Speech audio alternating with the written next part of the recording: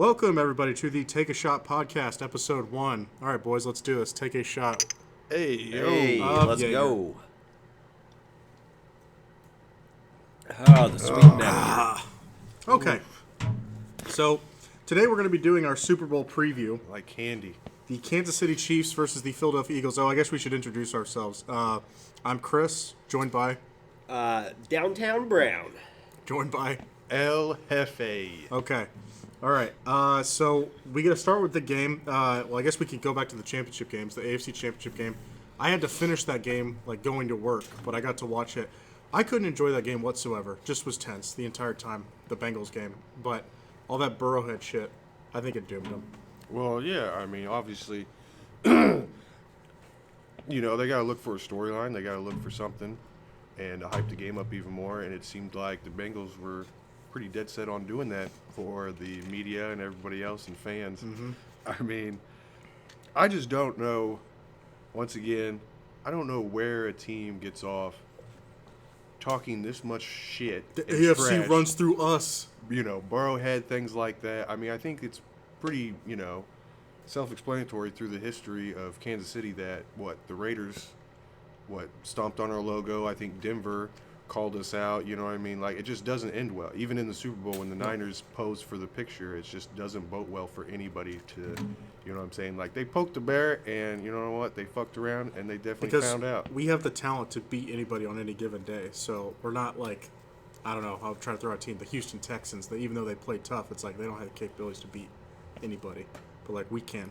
No, and I mean, it really showed in the players, too. The players were really fed up with that. You could tell it, after the game especially. And even before the game, that last press conference that Chris Jones did, see you at Burrowhead, Mm-hmm. It stuck with him. And to think that wasn't a motivator for them wanting to win that game, you'd be crazy not to think The that. rumor I heard is that Andy is a really good motivator, so what he did is he had a few of the TVs in the Chiefs building. He had a few of the TVs that they just played videos of, like, the players talking crap. They had the mayor clip on there, and they just kind of, like, repeated that. Well, that's going to do it for you. I mean, if Mahomes has to hear about the mayor saying, hey, you need a paternity test to prove that Joe Burrow is your father. First of all, Just know your role. Yeah. hearing that guy's voice and then seeing his face, I was like, this guy's a fucking dork. Oh, I was going to say he's a cuck. I mean, I was like, oh my God. I was like, I don't even know where the hell this guy even gets off. And then the whole, KC's known for their barbecue. And I guess that's it. It's all like, what the fuck is Cincinnati? Yeah, what do you Yeah, know? like you're known for putting fucking chili on your spaghetti. Yeah.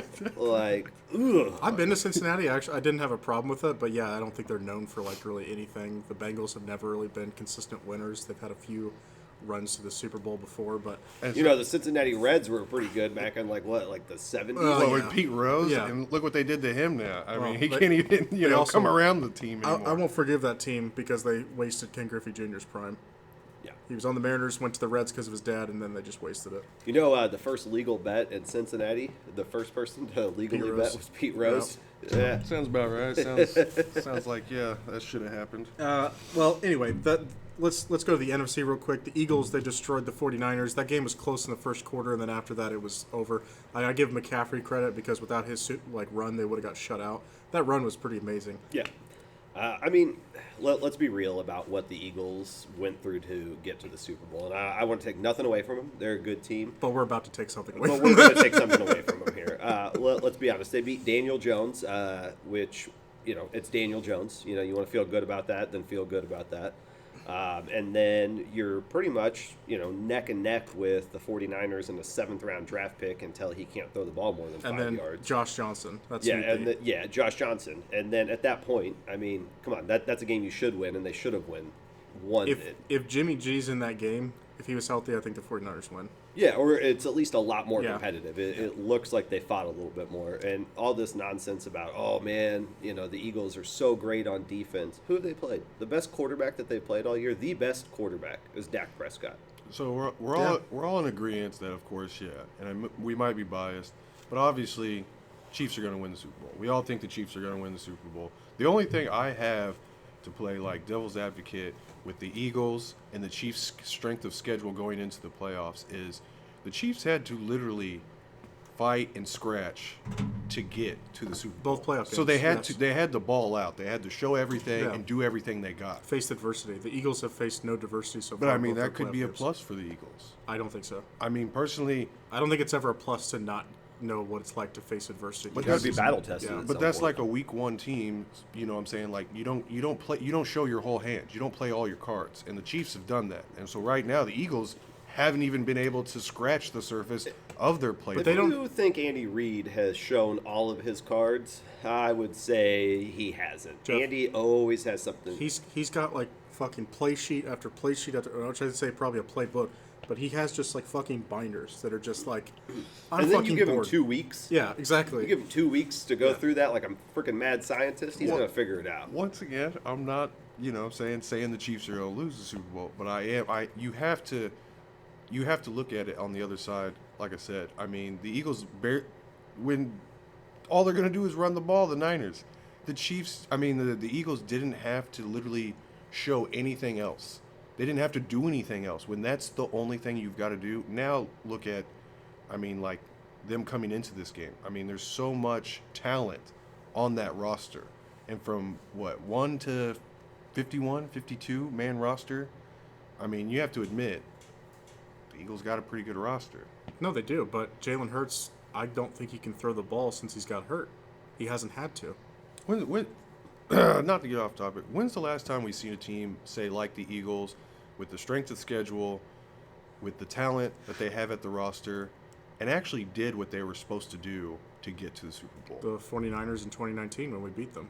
A run-first team, a team that had more talent overall than we did. So do you think the 49ers are better than the Eagles? That 49ers team is better than this Eagles team? Yes. Yeah. Now, if you say Jalen Hurts is 100% healthy, this team probably has a higher ceiling. Okay. That 49ers team, I think, had better overall talent than even this Eagles team did. Yeah, I think this version of Jalen Hurts right now, where he's a little banged up, is on par with that version of Jimmy G.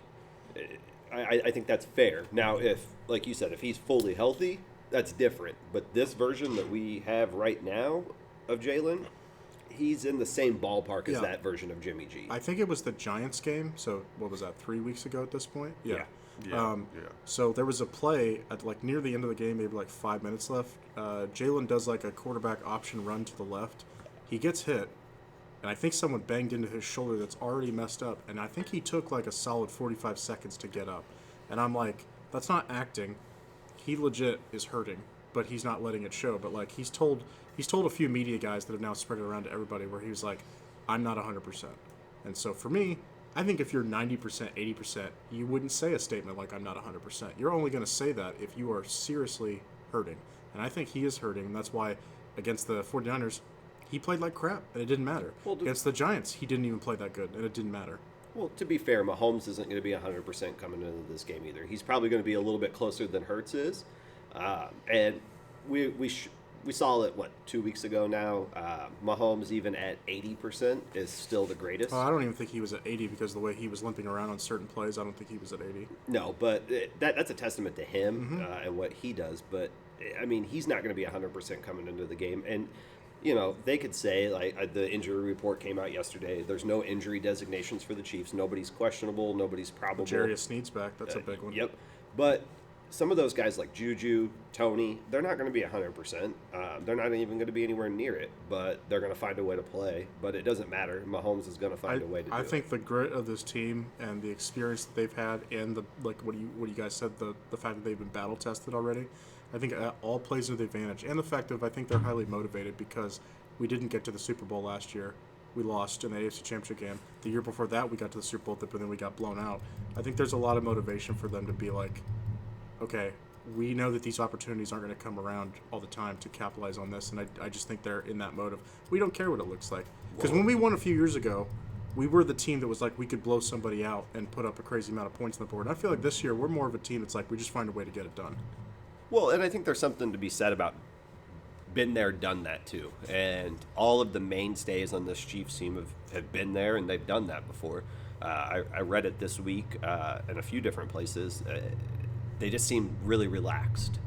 They just seem like, hey, I've been there before. I've done this, and they're not getting all wrapped up and being in Arizona for a week prepping for Super Bowl. They've been there. This is the third time they've been there in 4 years. They know what to do, and they know, hey, this game's coming. We got to prepare for it. Yeah.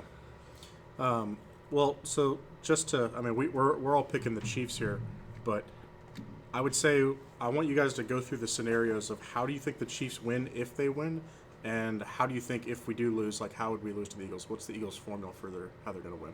Obviously, yeah, everybody gets hurt. I mean, we just talked about it. Juju's coming in after his injury. States the obvious. I mean, Tony's coming in. I mean, Hardman's not playing. So similar thing as to Kelsey just had back issues in the AFC before coming into that game. I mean, obviously. So you're saying kind of what happened to the AFC Champs game, where by the end of the first quarter we've lost 2 starting receivers, they're gone and they're out. Yeah, and I mean, obviously, if the Eagles defense is really, if they show up, then I think it's going to be a harder testament than what a lot of people are looking at this, because I mean the Eagles had to do what they had to do all season. You know what I mean? I get it. It's Dak Prescott. It's Trevor Lawrence week 4. It's what I mean, going up against Daniel Jones. But in the same sense, you can't fault the team for doing what they have to do. No. You can only play the teams that are on your schedule. Exactly. They did their job, and that's the testament to how good their roster is. The fact that Jalen has been banged up, and they still put up that many points because of their run game. That being said, I think we already won. I'm not saying we already won the Super Bowl. I mean, I already think we won. Back in 2006, Peyton Manning said against Tom Brady, they said when they finally cracked the code and they beat the Patriots in the AFC Championship game, they knew that was their Super Bowl, that if they won that, the lesser challenging task was to actually win the Super Bowl because it was harder to beat New England. They ended up playing the Bears and they beat the Bears. I know that was Rex Grossman, different. But what I'm saying is a lot different. Us beating the Bengals, I feel like, is a harder team for us to beat because of Joe Burrow's accuracy, the weapons that he has. I mean, you could make an argument T. Higgins should be a number 1 wide receiver on another team. The dude is gigantic, and he plays like a star receiver. Maybe and then they had Jamar Chase or something. Yeah, but the Eagles still have a really good 1-2 combo too. They do, but who do you like throwing the ball more, Joe Burrow or? Oh, 100% Burrow. Yeah, that's what I'm saying. Yeah. Is if we can stop them, and I actually think Bengals defense is pretty good. Maybe not the Eagles, but it's pretty good. We were able to kind of neutralize them to a certain extent, and they didn't wreck our game. Our offensive line stood up pretty well. I like our chances against a banged-up Jalen Hurts. If Jalen Hurts was fully healthy, okay, but he can't pass the ball the way he was earlier in the season. Yep. So he did look like garbage. Yeah, that's against the 49ers. Yeah. If it wasn't for the refs, and I love how Roger Goodell, just a couple days our ago. refs are just fine. Yeah, our refs are just fine. It's Better than ever. You completely got that one catch by Devontae Smith, which wasn't a catch, actually. And I loved how they only showed the replays that it made it look like a catch. Yeah. And then when they came back and they were like, yep, it's a catch. And then you saw the replay where it's like, oh, fuck, that wasn't a catch. It's like you have, Fooled me. I thought it was a catch. Yeah, $1 billion organization. They still can't get it right. No. But you know what? Whatever. But I think to go back to your original question of, what are the successes or what's the formula to each team winning, I think it's pretty obvious. There's one thing that can win the game and lose the game for both teams. It's, does the Eagles' defensive line show up and be the team that they've been all year? They got 70 sacks on the year. If that team comes in and dominates this game and Mahomes is trying to run for his life, just like he was back in the 2021 Super Bowl, I think the Chiefs are in for a run for their money. But if this offensive line that they've put together specifically for this game, we have the best pass blocking line in the league. That's the statistics say that. So. And if that offensive Whose line are you picking? Eagles or the Chiefs? Oh, I'm picking the Chiefs, but I'm saying Creed's gonna eat, man. He's gonna eat. But I'm saying that if that defensive line shows up and they are a game wrecker, if Hassan Reddick comes out there and does what he's done all year and gets strip sacks, and Fletcher Cox is clogging up the middle, and Mahomes is out there running for his life, it's going to be a challenging game. But if the offensive line shows up and neutralizes that, it's a done deal. The Eagles don't really have a chance because the Chiefs are going to score points. There's no way about it. They're going to score points. They're going to find a way to do it. Eagles are going to score some points too. That's just the name of the game. But it's a very good point that you make. I was going to make fun of you only for the fact that I thought you were going to go with the Booger McFarland answer of the key to the who wins is the turnover battle. It's like, thanks, Booger. Thanks a lot for that obvious one. No, but you bring up a good point is that, whoever controls the line of scrimmage on both sides, because the key for us, I think, is that if we can stop their running game or at least cut it in half or whatever, then we neutralize the biggest part of their offense. Because if Jalen Hurts has to pass to win in this game, I don't like their chances. Yep. When was the last time Miles Sanders was an amazing halfback. He's never been, and he still isn't. That's what's crazy Wait, to me. The highlights they show, they're like Miles Sanders 20-yard run or whatever. It's like he wasn't even touched. Yeah, that's like the offensive It's like line. Zeke with the offensive line that the Cowboys have when his rookie year. It has been dumbfounding to me just hearing about that. Like, oh, the run game and Miles Sanders, and I'm like, wait a second. I was like, I've drafted that guy like 3 years in a row on fantasy, and he's been shit. All three of the Eagles running backs, him, Boston Scott, and I forgot who the other guy is, Gainwell or whatever. Mm-hmm. Those are all three guys that if they don't have that offensive line, they're all scrubs. And I don't mean scrubs as in they shouldn't be No. the league, but just I agree with they're you nothing on that. special. They should never make a Pro Bowl except for that offensive line because there's nothing. You can tell when you watch a running back, especially. You can tell. Do they have some attribute that makes them different? Like Christian McCaffrey has the pass catching ability, the quick speed that he has, the shiftiness. I mean, the motherfucker still had over 100-yard scrimmage with just Josh literally Johnson. catching Yeah. and running the ball the whole game Yeah. against that stellar Eagles defense. Yeah, like that's what I'm saying is you got to have a halfback that makes a difference, and those three guys are just doing their job. They go, okay, run it here because our offensive line's going to, have this hole for you, or we're going to do this, just cut it back, and they do their job. But that's it. When the offensive line keeps it where you're not even being touched, it's like that's an easy job. Imagine if our offensive line could run block like that. I mean, Right, that's what With I was. Pacheco. Oh, yeah. That's what I was going to bring up next. It almost seems like this offensive line is built for Mahomes, and it's not necessarily for the halfbacks. And Which I when think is a good thing, actually. I mean, it's the right thing. Help your strength. Our strength is our passing game. With right. Mahomes, yeah. And when people say that, run the ball more, and it's like that's a lot easier said than done. That's one of the most infuriating things about listening to people talk about football, experts, so-called, or whoever. Yeah, they'll just say, like you said, just run the football. They need to run the football more. Well, if we get 1st and 10 and we run it and we get a yard and a half, and then we're like, cool, we'll try running it one more time, 1 yard. Now you're 3rd and long. Obviously, if you do that over a season, you figure out that, look, maybe we should try to pass first to set up the run as opposed to run first to set up the pass. Well, and then you're not talking about, what I'm saying, pass first with, what's his like David Mills or something like that. You know what I mean? You have literally the best player in the NFL. I mean, that's however you want to twist it, turn it, whatever your your opinions are and whatever stats that you look at. Mahomes is literally from 1 to I don't know how many. Are you sure? Because there's people out there that still think Lamar Jackson's better. I don't.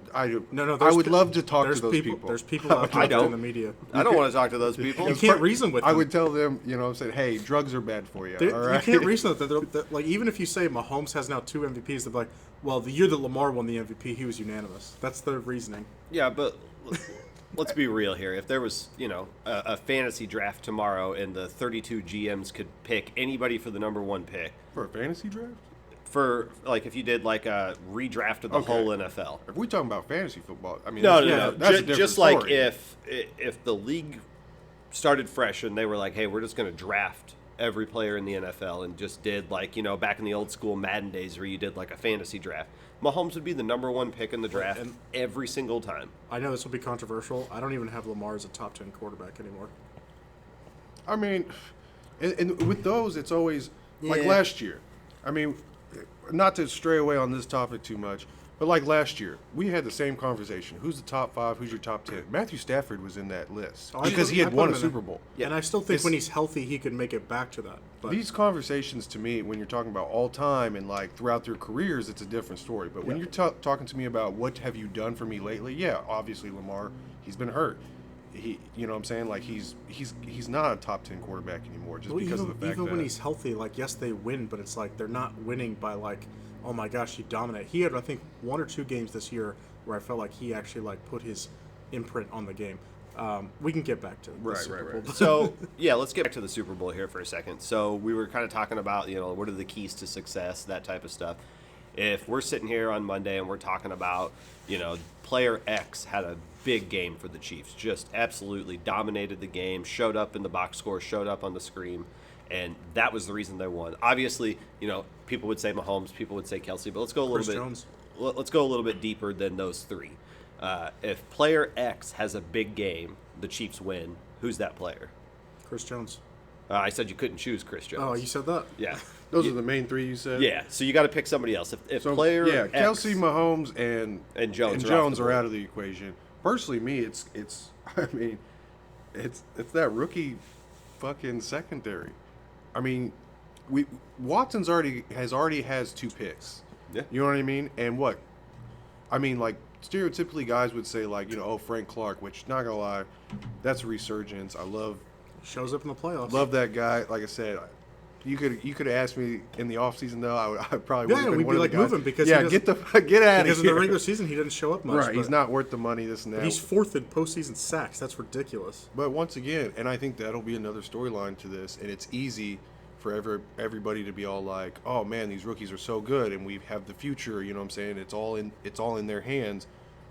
But if the Chiefs lose, I guarantee you it will be about, "Oh, well, they're just rookies."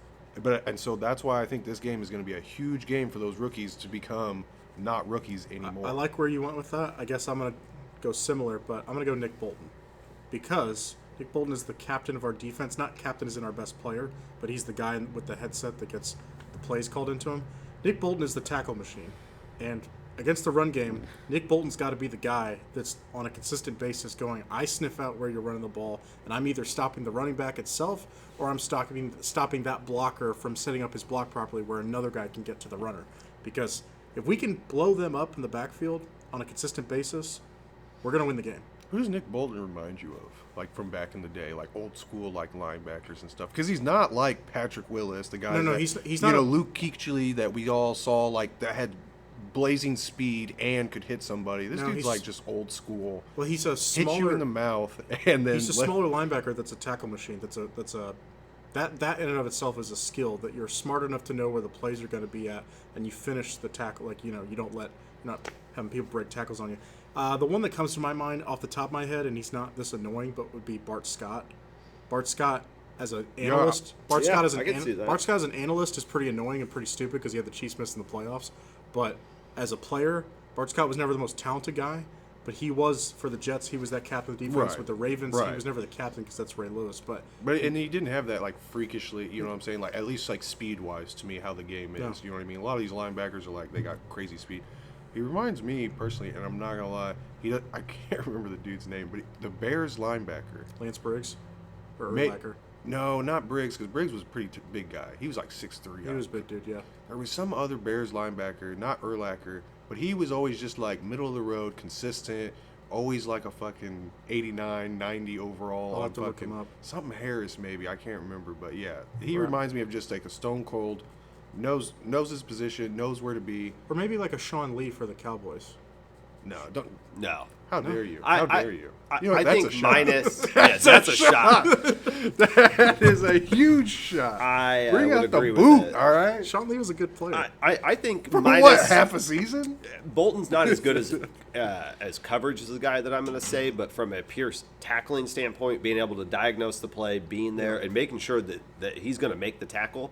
And maybe it's not as old school as what you guys are talking about, but Derek Johnson, he reminds me a lot of Derek Johnson, where he's going to make that tackle, and he's right there. He's in the middle of every play on the field. It's actually a really good pick. Yeah. Because, like you said, Derek was never the most talented guy, was never the athletic freak or whatever, but he was the captain of our defense for a very long time. Yep. Yeah, he was that leader. I miss Derek Johnson. So my single guy, Jeff kind of already said that it would be the cliche pick, but it's Frank Clark.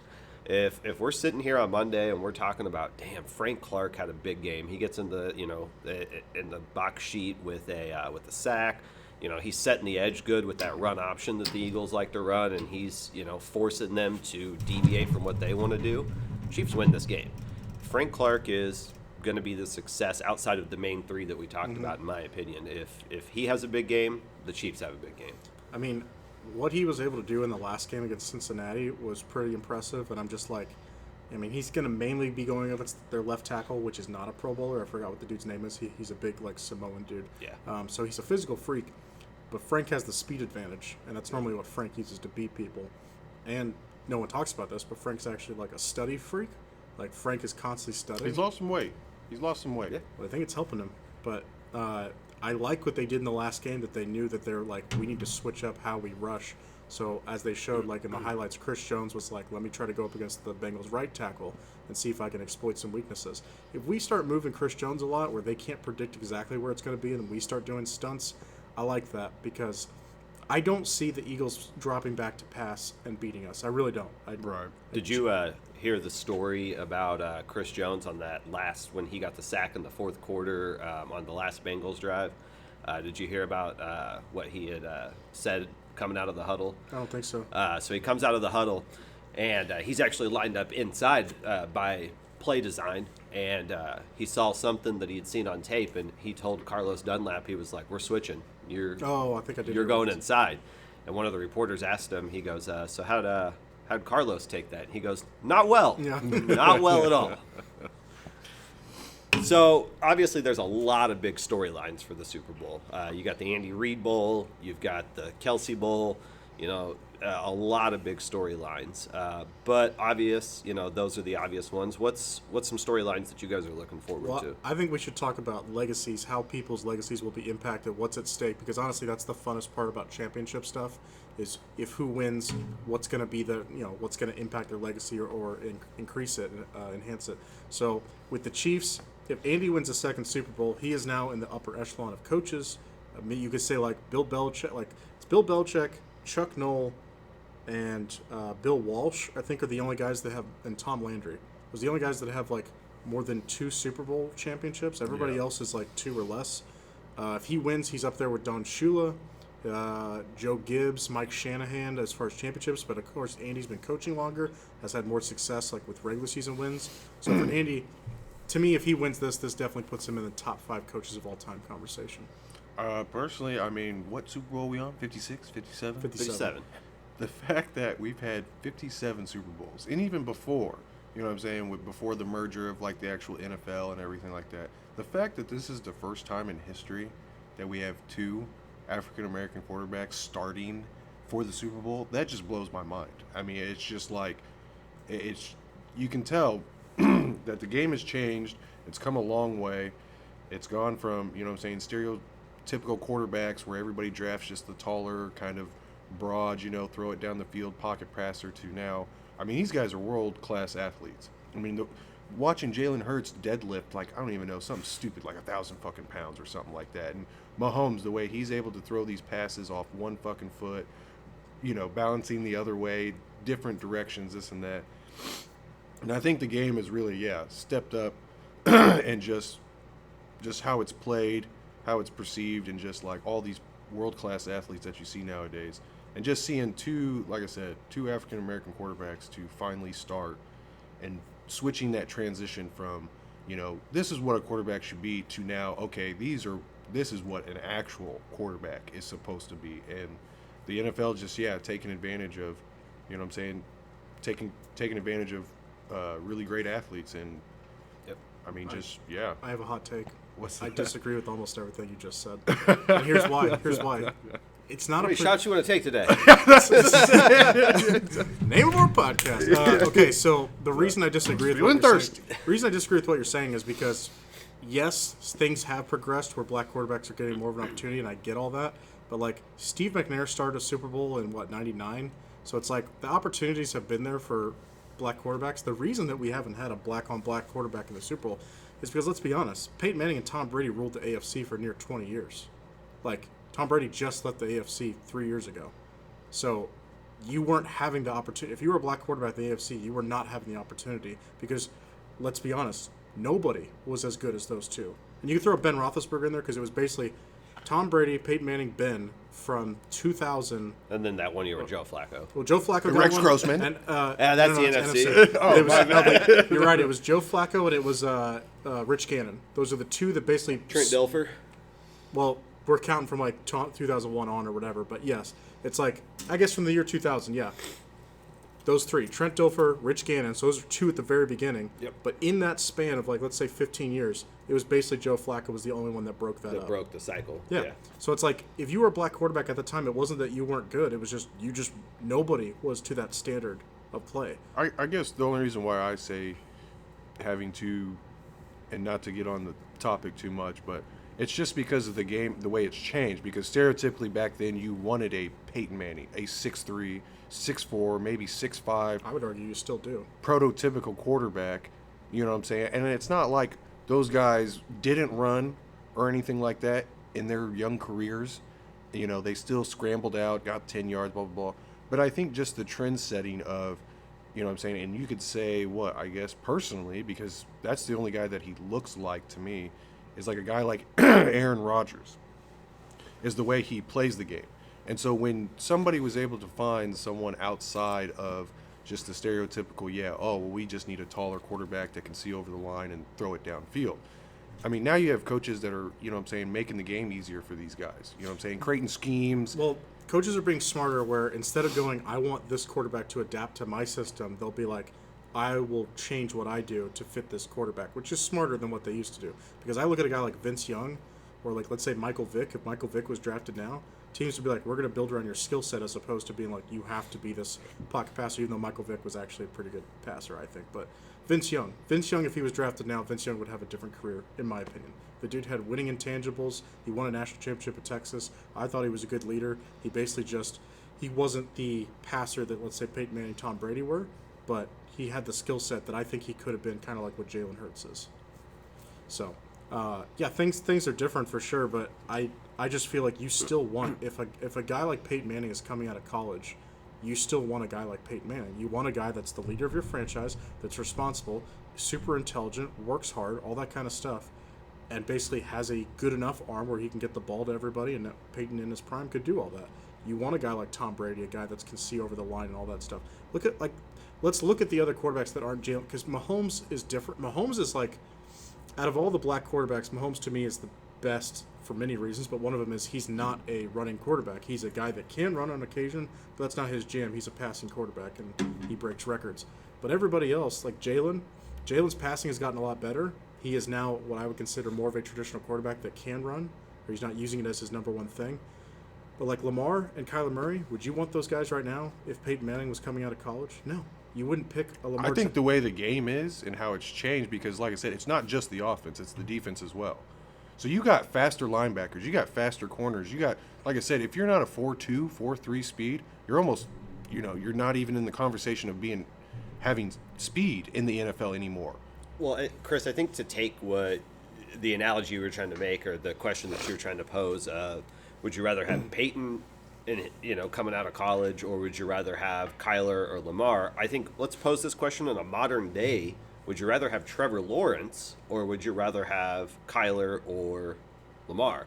Because Trevor Lawrence is the closest thing. It's a good one. Yeah, he's the closest thing to Manning coming out in a long time. He grew up idolizing Manning. Yep, and he's got the same body type build, tall, lengthy. He's not going to run. He runs probably a little bit more than Peyton does. Oh, yeah. And that's where I'm trying to get at, because I would compare Manning to like a David Mills or something like that, because like I said, Manning's not running everywhere. No, I think you're getting neck and forehead Yeah, confused. That's what I'm saying. He didn't need to, is what I'm saying. He could dissect people and basically, like, I can figure out the defense and slice them up. I know, but if you're starting from scratch, you're the Houston Texans right now, and your best receiver is Brandon Cooks, which won't doesn't be there. even want to be He there. won't be there. Who are you taking? I mean, are you taking Joe Burrow, or are you taking Peyton Manning? Are you taking Josh Allen or Peyton Manning? You know what I'm saying? Are you taking... You know what I'm saying? I get where you're coming from there. You want some more athleticism. There's no way I'm taking Peyton Manning anymore nowadays. The game has completely changed. If we were still talking about 2000, then yeah, I'm easily taking Peyton Manning. Just because, like you said, Chris, the way how smart he is, the intangibles, how to read a defense, I think that's what, and of course, arm talent and arm strength and everything like that, accuracy goes along with it. But like I said, I feel like the game has evolved, and it's just way more than just standing in a pocket.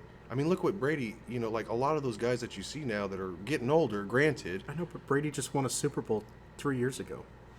I mean... Or 2 years ago, actually, technically. Yeah. And once again, but if Brady was on the Texans...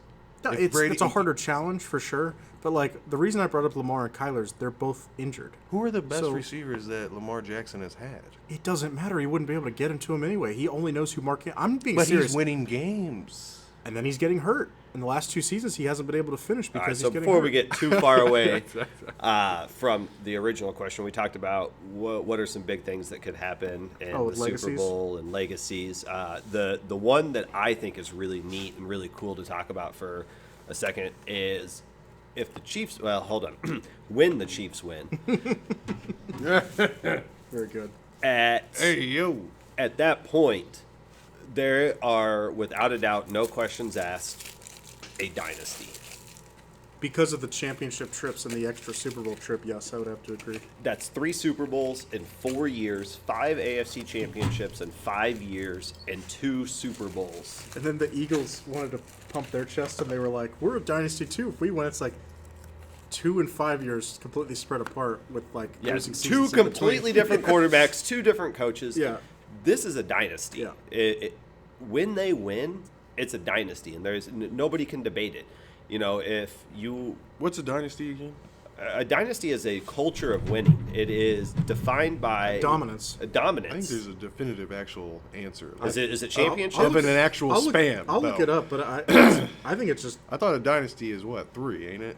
that's I think what the general term is. But because we've been to 5 AFC Championship games, where like when we say the AFC Championship actually runs through us, it legitimately actually runs. No, through and us. I'm not questioning that, but the aspect of the Super Bowl, like I think the Patriots have set the standard so high that now, like right now, and it's nice and it's fun. So how many Super Bowls did the Patriots win back in the 2000s, 2000 to 2010? Obviously, they won what, 6?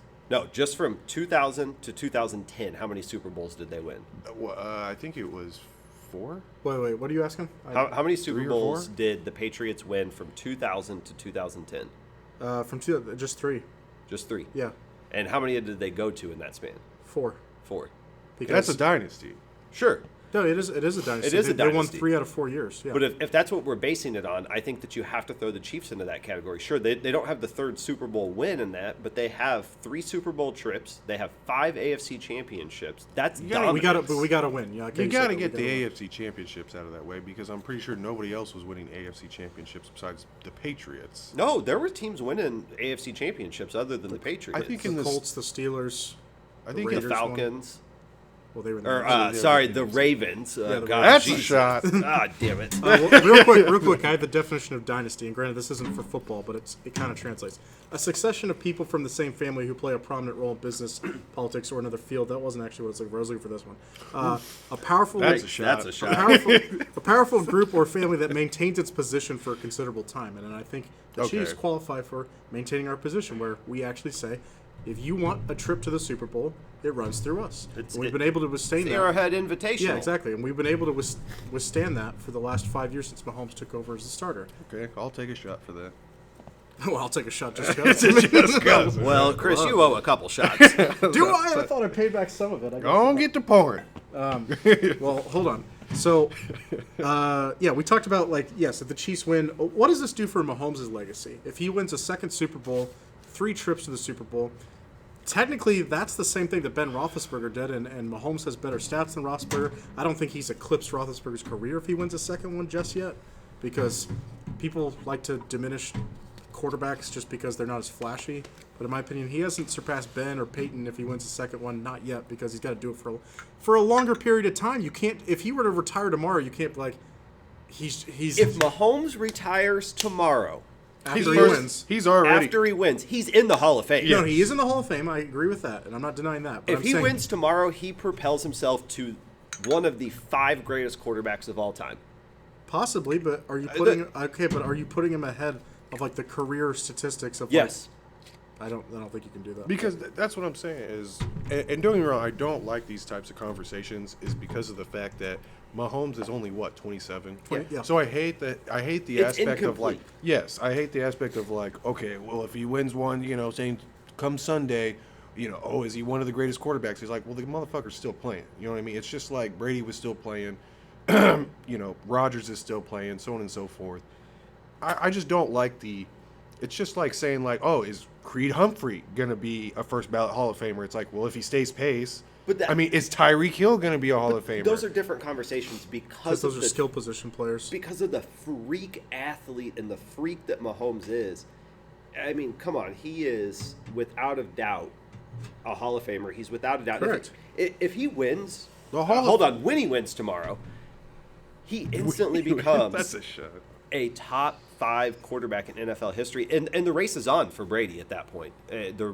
The race is on to catch Brady at that point. Yes, but what I'm saying is like that still means you're 5 short of Brady's Super Bowl count, which I'm not saying Super Bowl counts everything. And then you're pretty shy of all his career statistics. Got to keep that going for a long period of time. We can say if Mahomes win tomorrow that he is peak-wise the best quarterback that we've ever seen. As far as like if we were picking one game, we'd probably pick Mahomes over just about anybody because for one game we're like it's the best I've ever seen. For this 5-year stretch, it's the best I've ever seen. But I'm in its totality.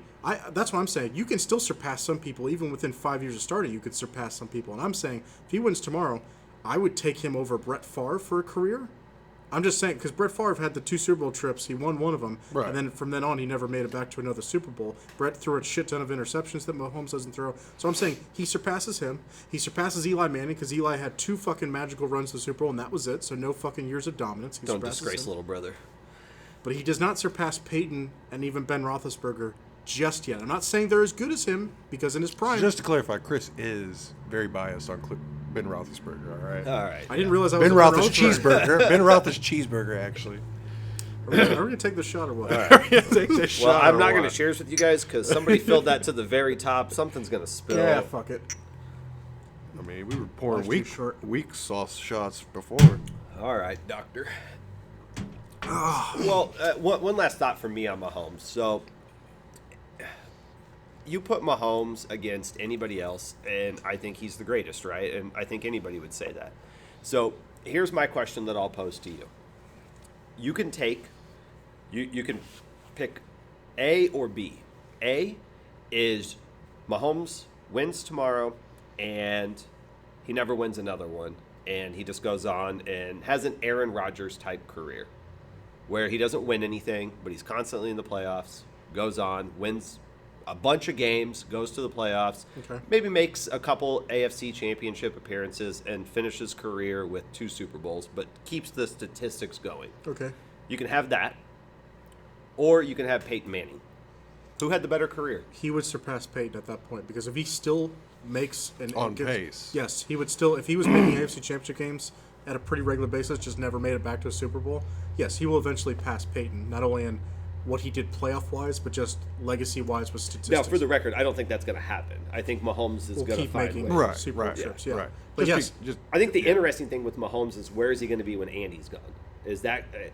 Are we going to have the Belichick and Brady debate at that point, or is it going to be just? I think we got to give because that's the thing. Andy had success with Donovan McNabb, who everyone would agree. Donovan was a good quarterback, but he's not making the Hall of Fame. But Donovan had 9 postseason victories. That's crazy when you think about it right now. You Who went with has- Kevin Cobb too.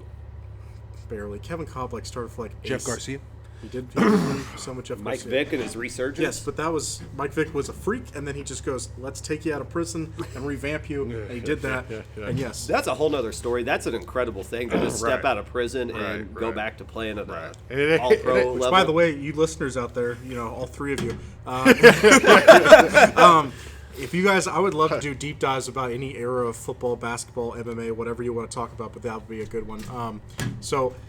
Yeah, I would have to put him above Peyton if he wins again and then basically keeps winning on a consistent basis into the playoffs, but maybe doesn't make it back to another Super Bowl. Because Peyton is 14-13 in the playoffs with 2 Super Bowl victories.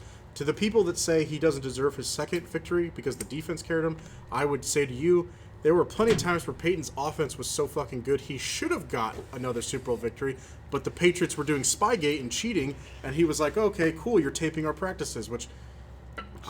That's another thing too is we haven't seen Mahomes with an elite defense yet. We haven't seen Mahomes with an even top 10 defense yet. Because there's a possibility. I don't mean to interrupt you, Jeff, but there's a possibility that the way the Chiefs carry the second part of Mahomes' career, or even from here on out, they might go, let's build that defense up, keep the offensive line good, and then we'll just put random. Because once Kelsey's kind of winding down, they might just go, let's put guys like Valdez Scaling in, which are basically low cost, good receivers that are never going to make a Pro Bowl most likely. But just fill them with that, and Mahomes might be able to make some. You're going with the Brady method at that point because Brady, outside of the years that he had Welker and Moss, he had nobody. He was out there throwing touchdowns in the Super Bowl to freaking Troy Brown. Right, but Who's what's his Branch?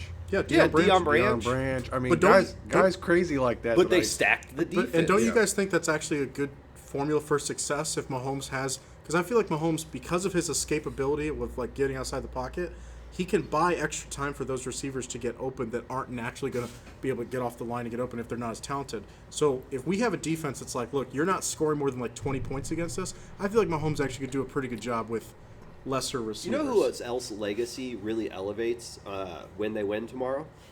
I'm going to keep saying win, by the way. I'm not going to say Chris it. Jones, 2 Super Bowl victories. Chris Jones is a good one, but Brett Veach. I'm not saying like he's the greatest of all time or anything like that, but Shout out. Brett Beachtown. yeah, Brett Veachtown. But he has recreated this team. This team is his team now. It's no longer John Dorsey's team. It's not the people that he inherited.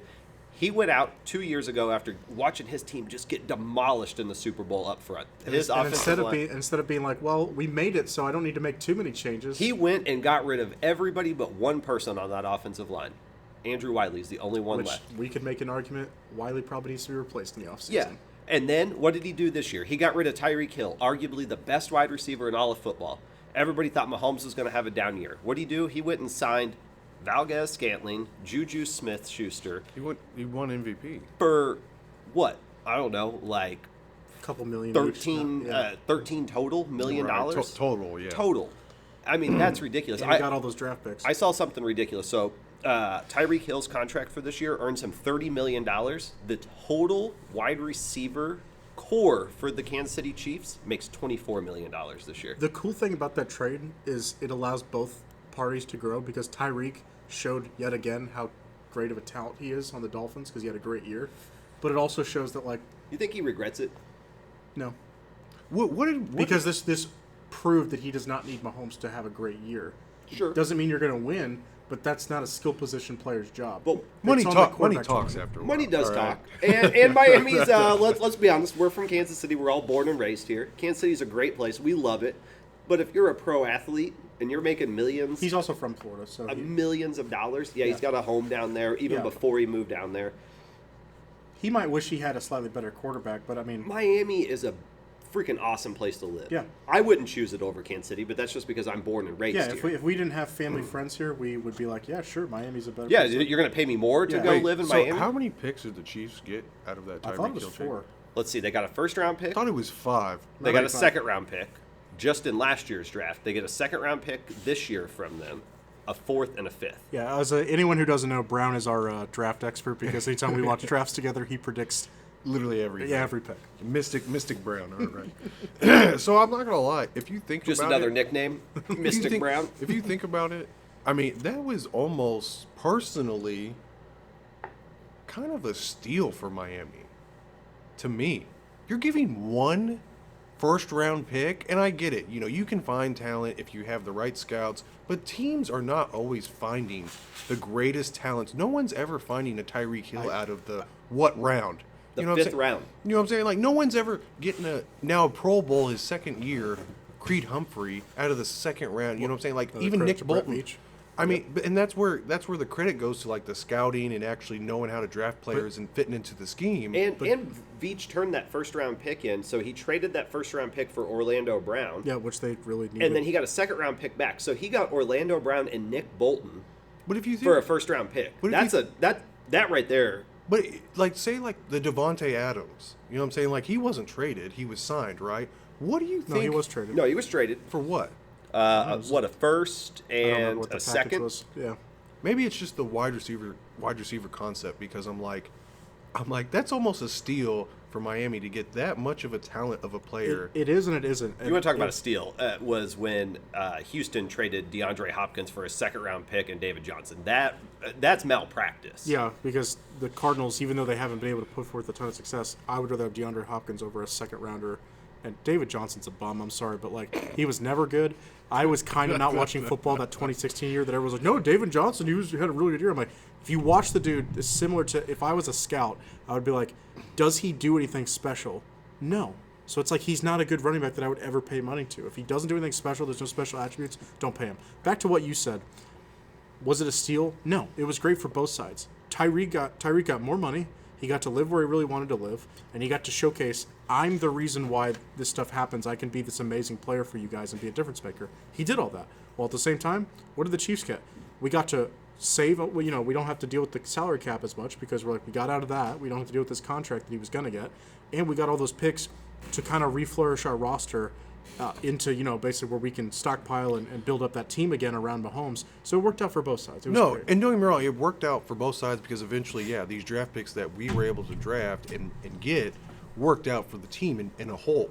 I'm saying, I don't know how many franchises you go, like either the Bears, the Jets. I mean, like, it's just astronomical that they'll get a bunch of draft picks, and then you don't even know who the hell these players are anymore the next year. Bears probably more than any other. And it's franchise, crazy because, like you said, I'll agree with you. Yeah, it eventually worked out for the both of us because, I mean, like, what's his name?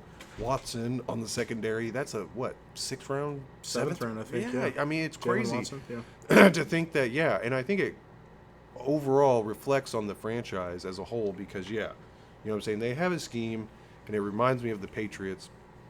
They have holes, and they know how to fit them, and Andy Reid, from top to bottom, from players to the coaching staff, to the organization, the general manager, the owner, so on and so forth. And I think that's where the Chiefs take advantage. And that's where it's crazy to look at where the Chiefs are now to where they used to be. Because countless of years of the Chiefs just wasting picks. Yeah. And it's crazy, like you said. But once again, and I mean, I guess I shouldn't say luckiness because obviously Brett Veach and all these players have worked out. But to me, I'm just like, man, that's almost a steal for Miami because you got that much of a talent of a receiver that you made Tua. You made Tua look like MVP for week this year 9, 10? And I said something to you earlier in the season. I said Tua, I'm now like, I never said he was going to be like a Pro Bowl quarterback, but I was like, I can buy the fact that he's going to be their starter because of how well he looked. That being said, I agree with you, Jeff. If Jalen Waddle and Tyreek aren't there, Tua probably still looks like crap. Like, right. He looks like an accurate dink and dunker to a bunch of nobodies. And even then, I mean, I think Waddle's a pretty good receiver, this and that. I agree more on the fact that Waddle could go somewhere else and be a number one starter on a really terrible franchise, this and that. But I just, once again, I mean, he made Tua look like an MVP for the first, 9, 10 weeks until Tua got the, concussion. I feel, imagine if he didn't, where would the Miami Dolphins be right now? They would have beat the Bills. But once again, they would have beat the Bills. Yeah, I think it just takes a special and kind of luckiness to get the right coaching, the right organization, the right players, and the right owner to put it all together. And Mike McDaniel, I didn't think he would be a good coach. Oh, he looks like a nerd. Well, I would have definitely taken his lunch He doesn't money. look like a good leader, but at the same time, I think because he is just himself, where he doesn't try to be anything that But he's he's not. funny too. Yeah, he relates he's to the authentic. players. He relates to the players.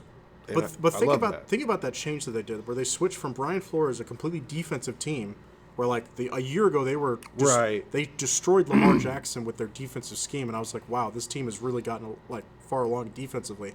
To now they flipped it, where even though they still have a decent defense, their offense. I mean, it was like Miami Dolphins are on the screen. You're like, I need to watch them play because you wanted to watch Tyreek and Jalen Waddle do crazy stuff. So one thing on the Dolphins before we Teddy get Bridgewater too far off track is I'd like to make a point for our 3 listeners that before the season, Hi, Mom.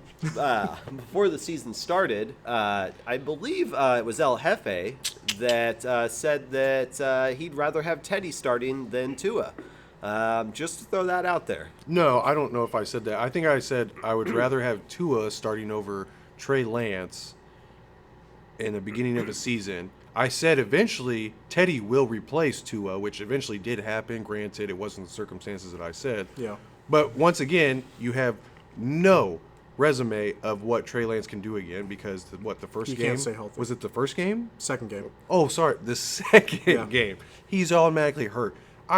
Once again, I didn't believe in Trey Lance. I get it, what the 49ers are trying to do. I think Kyle Shanahan is a mastermind and a genius. What he's able to be put together with the quarterbacks that he's had. Obviously, Brock Purdy this year being Mr. Irrelevant. Mr. Irrelevant. And it's just the mastermind of once again, like I said earlier, it's the right, almost luckiness of the organization, the owner. You know what I'm saying? Like, you got John Lynch, you got Kyle Shanahan, you got the right players, you got the right scheme, and you're able to put it together. Granted, I think, once again, if Brock Purdy's healthy, I think they beat the Eagles, personally. But I agree with you. But Yeah. it, I don't. circumstances didn't happen that way, Jalen being banged up, I think if the 49ers can do their passing game like they and the refs can get calls right. Devontae Smith did not catch Yeah. that, but hey, once again, one play doesn't make a whole difference of the whole game. because basically George Kittle, Brandon Ayuk, and Debo Samuel kind of were non-factors after that injury. Oh, you got a P2? Not to say. Well, Let's pause for a sponsor. Oh, we don't have one, but if I anybody can wants fill, to, I can fill this time in, but you got to tag in for me when you get done. if anybody wants to sponsor us, I mean, we'd love to take a sponsor. I mean, right now, I would say Jägermeister probably would be our better. yeah, better we sponsor. could really use a Jaeger sponsor. That would be great. To not pay for our own Jaeger would be great. So something that I'd like to put a bow on the Super Bowl conversation, so that we could, Well, I have a lot more to say. Yeah, go for it. so that we can kind of move on to whatever other directions we want to go. Let's talk about some score predictions for the game tomorrow. These are tough for me because I'm like, I guess the only thing I could definitively predict is I don't think the game is. I think both teams are going to score over 20, which I know is not much of a statement, but Yeah. I'm like, I don't see it be low scoring. Aside from that, I have no effing clue. I don't know. I mean, Chiefs win. What do I think we're going to score? I'd say maybe 34-30. 34-30. I think that's a good score. Obviously, the Chiefs are going to score some points. We know that. Mahomes in the playoffs averages over 30 points a game. That's just what he does. Andy Reid coming off of a bye. His teams average over 29 points a game, so go ahead and round that up to 30. So they're going to score 30-plus tomorrow. That's just the end of it. I think so, yeah. The Eagles are going to score some points, Dak too. Prescott lit them up for 41. I think we can do Yeah. something similar. So I'm not gonna lie, bro. I'm pretty sure I just took a piss out there, and I pissed right in front of your neighbor. I thought this was the country. I thought, and I just Well, kind they're about to see another game. 'Cause I gotta, this is really kind of awkward. But anyways, if you get a call and the police show up, I was You never fellas here. take this I was over. never here. I would say that my score prediction, not we're just going to ignore that. My score prediction for tomorrow, let's say I like Chiefs 34, Eagles 27. I think that's, the Chiefs are going to score over touchdown? 30. Yeah, I think a touchdown win. Here's my thing. I think it's going to be close. I think, the Chiefs win by 7, but I think it's going to feel a little bit closer than that, especially for the beginning part of the game. I think it really comes down to how close the game is depending on the first quarter. If the Chiefs get out to a big lead, or even a 2-possession lead in that first quarter, I think it's really going to take Philadelphia out of what they try to do and what they want to do, and it's going to force them to doing things. And if the defense can step up and they can make some stops, this game might get out of control, but I just don't see that happening, so we'll go 34-27. Jeff? Brian, I'm not gonna lie. I think your neighbor's out searching for dicks because, as soon as I whip mine out, he just came out there. And I was like, son of a bitch. Which neighbor was it? This one. Oh, jeez. Yeah, he's All out right. searching for dicks. All right. He's on. Sorry, is he Roger, riding if around? you're listening. Sorry, Roger, if you're listening. Score prediction? Did you do yours? So no, not yet. And so I'll piggyback on, like Caleb said, downtown Brown. If the Chiefs get out to an early lead, I think it's over from there. Because once again, Jalen can't pass to. I think he can because of course, the talent of Dallas. You got Dallas Goedert, you got Devontae Smith, you got AJ Brown, you got some talent out there. And even then with the running game, I think they're going to alleviate some pressure from Jalen Hurts automatically from the start. If not, I think just like they keep saying, like the Chiefs are going to do, they're going to test the waters. So they're going to throw a deep pass, show off Jalen Hurts' arm, and show that he's not that hurt, so on and so forth. AJ Brown's a pretty big dude.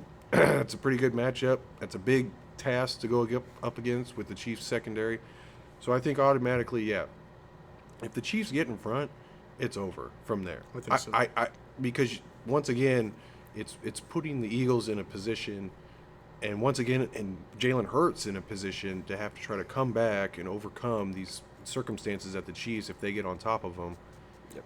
That I don't think he's used to. I don't think he's No, because actually they even- haven't had to do comebacks all year. One of these teams is built to play from behind, and one is not. Correct. Exactly, and that's where the whole. I mean, I'm not gonna lie. If it comes down to it, and if I'm a betting man and it's in-game betting, if the Chiefs are ever up by a score, 3 points, 7 points, and the Eagles have to try to come back, I'm taking that bet because the Eagles I don't think are capable of doing it. So I think personally it's going to be 31. I'm gonna say 31-24 Chiefs. Okay. Well, so I have a few things I wanted to say. One of them was I felt a lot more nervous about 2 years ago against Tampa than I do this Sunday. I just thought with the Tampa Bay overall roster, that defense, with the weapons, with Brady in a Super Bowl, I was like, that makes me nervous. And our offensive line got proven that It's matchups too. correct. Matchups I think too. we match up. Matchups make football. I think we match up better, especially since Jalen Hurts has not proven since he injured his shoulder that he can go sling that thing like he was early in the season. So I feel like they're kind of more of a one-dimensional team. They haven't been tested. All these things play into that. So that aside, I asked about like what's at stake or how legacies can be improved. We talked about Andy Reid. We talked about Mahomes. We talked about Brett Veach a little bit. So I'm going to just entertain the Philly thing for just a second. Jalen Hurts wins the Super Bowl, puts in what? Top 5 current quarterbacks? I would say he has to be. Oh, he has to be. He's above Josh Allen. Once again, we did it last year. I mean, Stafford was if a he top wins, 5. If he wins a Super Bowl, he's above Josh Allen. Stafford was literally always bottom 10, if not Yeah. eking into the 10 category because of his stats. And then once again, this whole comparison, and that's why I don't like it, because we can go back to, Manning had more Hall of Famers, so on and so forth. Oh, I don't play that crap. I mean, Matthew Stafford had Megatron, and that's probably the most freakishly, and they couldn't get out of the wild card, right? and they still couldn't, but he puts up the stats, right? He wins one Super Bowl. Last year, we're all saying, he's top 5 quarterback. He's got to be. You know what I'm saying? So obviously, it's in the same circumstances. I mean, literally behind Mahomes, which is pretty remarkable to me. Hurts has not thrown. Granted, it's only been 3 years. He has not thrown over 4,000 passing yards in his career. I'd still have to put him like borderline top 5 if he wins, because like Brady's now. No, he has to be number 5. Yeah. So rank them out. So let's say the inevitable happens. I love this. Let's say the inevitable happens and the Eagles do win tomorrow. And, we're talking about who's the top 5 quarterbacks at that point. Rank them out. Mahomes. All right. Obviously. Yeah. We're all in agreement. That's all unanimous. Mahomes number 1. Here's the thing. Number 2. Who's number 2? If Jalen wins the Super Bowl with his package and the fact that his shoulder wasn't completely healthy, I don't know if I can put him number 2. I'd still probably put like Joe Burrow number 2. I think Joe Burrow's number 2. Okay. I would definitely, if he wins, I'm putting him above Josh Allen. I'd probably put him. I'm sorry, dude, but like I see too many holes in Josh Allen's game. That's fair. Okay. Yeah. So you've got him 3. I'd probably put Jalen 3. And then I'm still going to put, I put probably Josh Allen 4, and let me guys know if I miss anyone. And then 5, I'd probably still have to go Rodgers at 5. He had a down year, but I'm still not ready to be like, oh, you're completely fucking out. Because Rodgers can make passes that, like, aside from Mahomes, like nobody else is making. That's fair. So from that standpoint, I don't know that. So I put Rodgers. Chris's was Mahomes.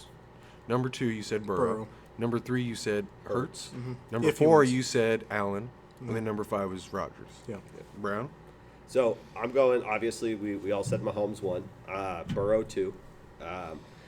3, I think this is where things get interesting. I'm still going to go just from, again, where I'm not talking from you win a championship and I automatically have to move you up way higher. I'm going from just who's the best quarterback. If I was making a team, I'm taking Josh Allen 3. Okay. 4. And I just want to be clear: if Jalen doesn't win tomorrow, I would have Josh Allen ahead of Jalen. But if Jalen can pull this off, I have to give it to him over Josh. But go ahead. It's interesting to me before. Sorry, not to interrupt you, Brown. No, you're good. Because I'm kind of. It's interesting to me because it's like, so what are you rating actually on your quarterbacks?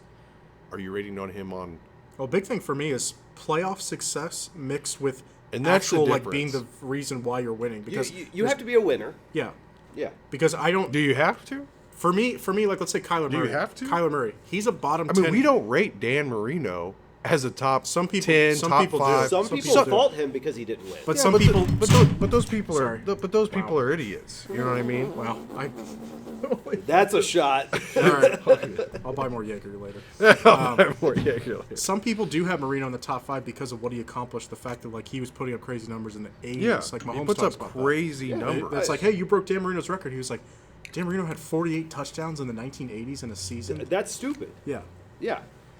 So 3, I've got Allen. 4, So top 3 are all AFC for you. yeah. I mean, honestly, the NFC really isn't like quarterback driven. They don't have the top talents. So Once again, like I said earlier, it's what you've done for me recently. Because I mean, you can look at guys. I mean, like Russell Wilson historically would be in the top 5, but yeah, as far as what he is now, Well, Sure. and then obviously he's not in the NFC no more. But like Right. guys like say Dak Prescott. I mean, I have him at 10. Like that's the best I can do. I mean, 10. but that's what I'm saying. Like over his career for the NFC and what he's done for the Cowboys, it's not like once again he's not a scrub. He's no, not he's, a. No. he's if you're the Cowboys, you're like, I would only ditch Dak Prescott unless What you can about- do better. Kirk Cousins. I like Dak more than Kirk Cousins. I like Kirk. Ooh, that's a good. Dak. That's a good conversation. So- anyways, yeah. That's go another ahead. podcast. 4, I would go Hurts.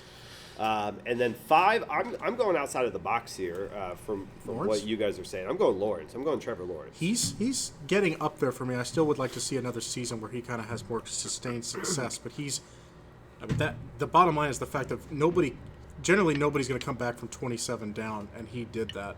Yeah. And like people talk about it, you throw 4 picks. Most quarterbacks are like, you get frustrated and it affects your Yeah. play.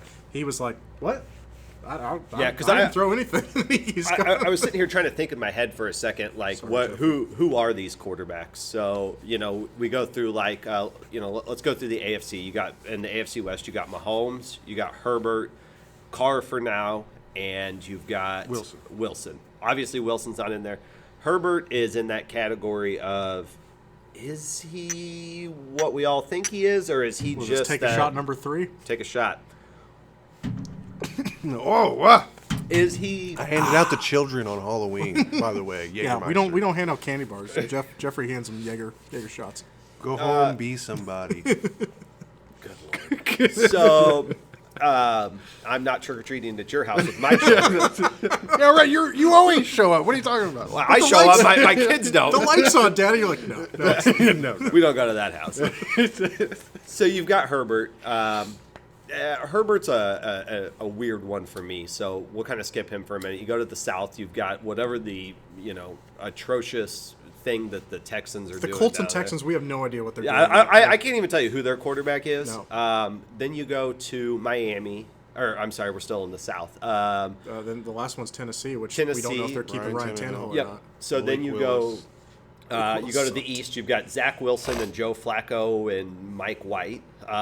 They're not top tens up there. Not You've until we got get Rodgers. you got Mac Jones and Yeah, what's the other guy's name up there? Josh Allen and then Tua. No, the other guy for the Patriots. God. We've I all said Billy it. Zappy I- or something. Yeah, Bailey Zappy. Bailey Zappy time. Yeah, Zappy might come around on me. Mac Jones is he's like Have you ever seen if you ever put like a side-to-side picture of Mac Jones and Zappy? Zappy literally looks like the little brother of yeah, no, Mac Jones. Mac Jones is bottom 10 to me. Yeah, I agree. So then you've got Allen and Tua, and then that rounds out the AFC. Or no, sorry, you've got the North. So you got Burrow, Lamar, Deshaun Watson, and Deshaun Kenny Watson, Pickett. and Pickett. So then you go to the NFC. You've got Rodgers, staff. Let's do NFC North. Rodgers, Goff, Kirk Cousins, and Justin Fields. I'm not saying Goff's top 5 by any means, He's in my top 10. but For Goff's the up season there. I saw the top 10. To do that with the Lions, that's I have. If you ask me right now, going into next season, Lions roster, Cowboys roster, which quarterback do I like better? I'm taking Jared Goff over Dak Prescott. I like that. I like that. Dude, he think So about wait it. a He's got second. Amon-Ra St. Brown, and is that pretty much it? Have The you only weapon said that your we- top 5 yet? Oh, I said my top 5. Well, who is your top 5? So you got Mahomes. I think Roger was staring at my dick at the time. So So you got sorry, Roger. you got Mahomes, Burrow, Hurts, Allen. Josh Allen, Or no, those are backwards. Yeah. Allen 3, Allen Hurts. Hurts 4, and then 5, Trevor Lawrence. Okay. Yeah. So overall, yeah, of course, Mahomes is number 1. Number 2 has to be Joe Burrow. I mean, it's just definitive. It's Those are the 1 and 2. You can't argue it. like I said. Even whenever, like I said, a banged up offensive line, Jamar Chase goes out, this and that. Burrow makes a way. He finds a way, and I think he's definitely the best quarterback that hasn't won a Super Bowl yet. That's for sure. yeah, definitely. I mean, he could go down as the Dan Marino, the next Dan. He Marino. passed Allen this year. Yeah, he did. Yeah. Especially like that playoff game. It's like that cemented it, where it's like I you think can't argue that anymore. So, and of course, number 3 is Allen. Mine's pretty similar to Brown's. Number 4, man, and this is where it gets tricky with me because it's almost like a toss-up. You can almost replace them, vice versa, this and that. I mean, it's almost the same sense like you said about, Trevor Lawrence, Chris. Oh, I want another year. I almost want another year of Jalen Hurts. Oh, I agree with you, but I'm saying if he wins the ring, there are other guys that I like them better for next year. Like Russell Wilson with Sean Payton, and I know I'm like the last person left on Russell Wilson's like that. I think he could still be good. So in the You know aspect, what? Just for you saying that, that's a shot. Just for saying anything. I already smoked positive. one. How many shots do I need to take? You're going to be drunk before you leave here. So just for the aspect of where Jalen Hurts is and what he did this season, okay. And if he wouldn't have gotten hurt, he probably would have surpassed 4,000 passing yards, yada yada. Old Gardner Minshew out there, but That's another So I'll topic. put number 4 Jalen Hurts. Number 5, personally, still, to me is got to be Justin Herbert. That guy, I mean, god dang, watching that guy sometimes, he is a slinger. I can't argue with you the talent. But he's not a top 5 to me because he doesn't produce as you need to from a top 5 quarterback. If you flip-flopped, let's just say any of those other 4 that you put ahead of Herbert, right? Right. You put any of those other 4 on that Chargers team with the same coach, because I don't believe in Staley. I think don't either. Staley is an absolute joke. He should have been fired. And he'll be going after next year. when And they don't you, make it but past if you the first take round again. any of those other 4, the Chargers don't lose that game to the Jaguars. I don't think so either. Yeah, I think if you put those top 4 quarterbacks in that position, I think they win. They don't lose that game. You're up 27 points. You cannot lose that game if you're a top 5 quarterback in the NFL. Like making the playoffs this year was important for them to take that next step of like, okay, we're in the playoffs, and they looked good through the first half. But yeah, like you said, like Trevor Lawrence was down 27-0 and then said, I'm going to do everything I can to wash that out of my memory and like put the team on my back. And I feel like Justin Herbert. Once again, I'm still taking Justin Herbert over Trevor Lawrence. And I don't necessarily fault you for that. I don't know where you guys are going with this, but I'll take Trevor yeah, Lawrence. Stanley he's a douchebag coach. I agree with you, but I'm still taking Herbert over. I don't necessarily disagree with you from a talent standpoint, but there's just something that he hasn't proven to me yet to say you're a top 5 quarterback in the NFL. And that's winning when it counts. I mean, you can't really say that about Trevor Lawrence. He won when it counted. That's what I'm saying. Is He like was down 27 7-0. points to the Chargers. Yeah, that means something to me. Yeah. I mean, You're down 27 points you're talking in a about playoff game? one playoff game, Okay, but and that's how you're Has separating. Herbert won a playoff game? yeah, exactly. But He's that's how 0-1. you're separating people. Yeah. That's At when it this gets, point? when everybody has. So why the hell talent, is Josh Allen in your top 5 then? He's won playoff he's games. got 4 How many? 4. 4. He's 4 No, and he 4. does Yes, not. he is. Yes. He's 4 and 4. You're smoking crack. He's 4 and He's 4. 4 and 4. I can play this out for you. 2019 was his first playoff year. They lose in the Texans in the wild card round. He looked pretty bad. 2020 he comes back. They make the AFC Championship game. He got two playoff victories. They beat Lamar Jackson in the divisional round, and then I try to remember who they beat in the wild card round. But he got 2 off of that. Because of one guy is what? So you're the comparison. No, we're not doing it just off playoff victories because Russell Wilson has 9. But I'm not No, putting him but- in there. Yeah. that's a different story. That's Yeah. a different aspect. Because he didn't look like the same player. Now, if That's Russell like Wilson, saying that's like saying Brock Purdy's what? 1-1. No, he's 2-1. Oh, he's 2-1. But he's so not. he's in the no, top 5 because the difference is He's Brock better Purdy, than Allen. No, He's because, better than. No, because Brock Purdy doesn't have the talent to match the playoffs. Does he? He does not have the talent. No, we don't know yet, Yeah, but I that's don't true. think so. I don't think so either. He looks like a cheaper Jimmy Garoppolo to me. He's a byproduct. Purdy and any quarterback that you put in the 49ers offense It's hard right to now judge him. is a byproduct of Kyle Shanahan. Yeah, where I we're gonna. see, and I understand that. Before we move on, and I understand that, but in the same sense, Brock Purdy didn't run out of the back of the end zone. Talking about Dan Orlovsky. Yeah, that's- No, I'm talking about Jimmy Garoppolo. Jimmy Garoppolo did that this season. Did that, yes, but Dan Orlovsky. All right. So I know how Dan everybody Orlowski said. made running out of the back of the end zone cool, okay? Dude, So he I know needs how he needs everybody shut loves up. to I'm be sorry. like, "Oh, Dan Orlowski, I still- what a bum!" I still hate him for last Jimmy year. Garoppolo, which was the savior. You know what? If one of us was going to be, the skip of this group, it was going to be you. All right. I'm All just right. saying the Dolphins should hand it over to Teddy Bridgewater. I'm just saying. Well, not anymore, but Old Skip Shearhart over there.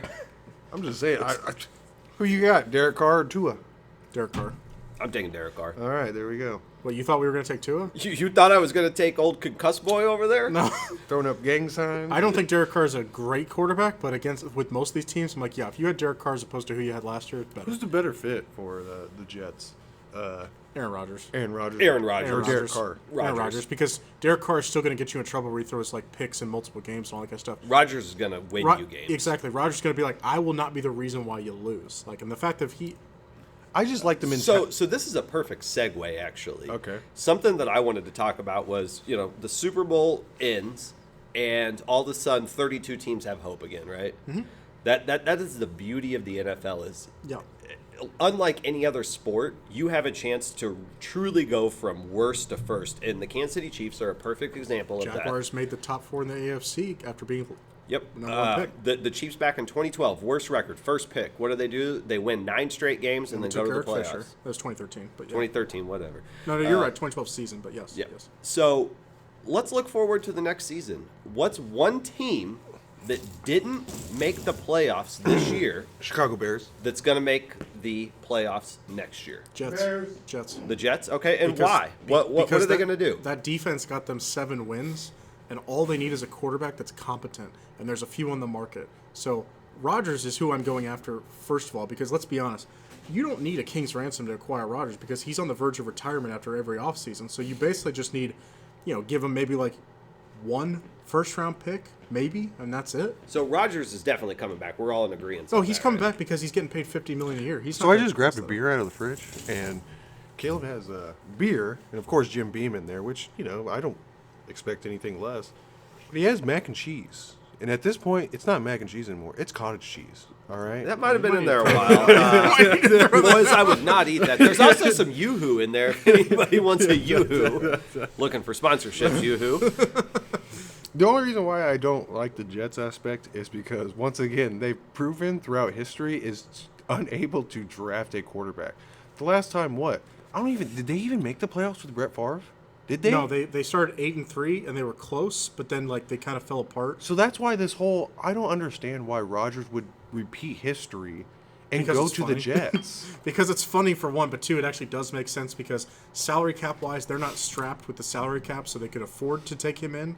They could dish out Zach Wilson and be like, hey, your compensation for this trade is maybe we give you. They might even have to do a first round pick. They could do a second round pick. I don't even and think Zach, it costs that. It might take a second round pick, and then we'll give you Zach Wilson. And they're like, there you go. There's your quarterback prospect that maybe you guys can Once turn again, into though, something. it makes more sense for Rodgers to go to the Raiders to me because he reunites with That's a good fit. I think that's a Devontae good Adams. fit. He knows guys that we saw him He this probably year. wants to go to the Raiders more because of We Devontae. saw him this year struggle with rookie receivers, and we saw it. But whether- Christian Watson was great. Once again, we saw him struggle with the rookie wide receivers this year, whether his literally body language or him talking about it after games. Why would he go to Garrett Wilson and all these other young wide Because of receivers? I how don't good think that the defense is, and Raiders- the Raiders don't have a good defense. That's the only reason, but I agree But with the you. Packers had a good I don't defense. think the Raiders are. The are- Packers Not had the a good Jets- Not the defense. Jets level defense, but go ahead, Brian. I don't think the Raiders are in the market for a trade quarterback. I don't think that's what they're doing here. If they're moving on from Derek Carr, they're drafting a quarterback. I think that's what they're doing. They're going for one of those top guys. They'd have to trade to get up to take one, and I don't think they're going to do that. I actually disagree with you. I think because of their weapons that they have right now, they're not in rebuild mode. Their defense needs a lot of improvement, so maybe they do need picks to restock that. But I think because of Darren Waller, Devontae Adams he's not some young buck. I mean, he's in his prime right now and basically has to be used, and they have him. So, But what a better weapon for a rookie receiver or a rookie quarterback? but that because of their draft position, they're But once again, they might be able to take like Anthony Richardson, but aside from that, now Richardson's going to go I- higher than people think. no, but that's what I'm saying. They pick at 6th. I think that's like C.J. Stroud and Bryce Young will be gone by that point. we just They're saw, they're going one.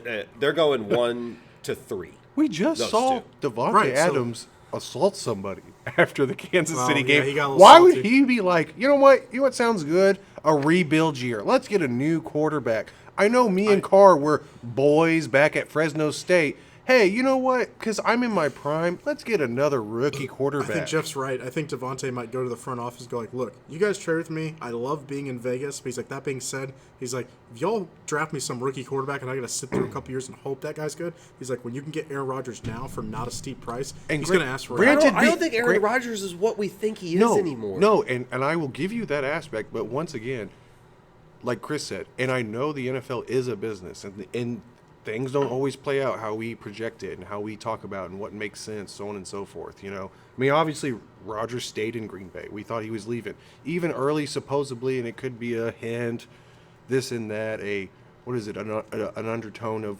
you know, what I'm saying his. What Aaron Rodgers is a weird fucking guy. All right. Yeah, first off, So- hold on. Just so- a timeout on Aaron Rodgers being Washika weird. or whatever it is. Ayahuasca. Ayahuasca. So, just a weird Aaron Rodgers thing that I heard this week. So for all the 3 fans, if you vote, we'll do the ayahuasca. If Oh, we'll you- do it on. Yeah, we'll do it on. We will live stream it. Yeah, fuck it.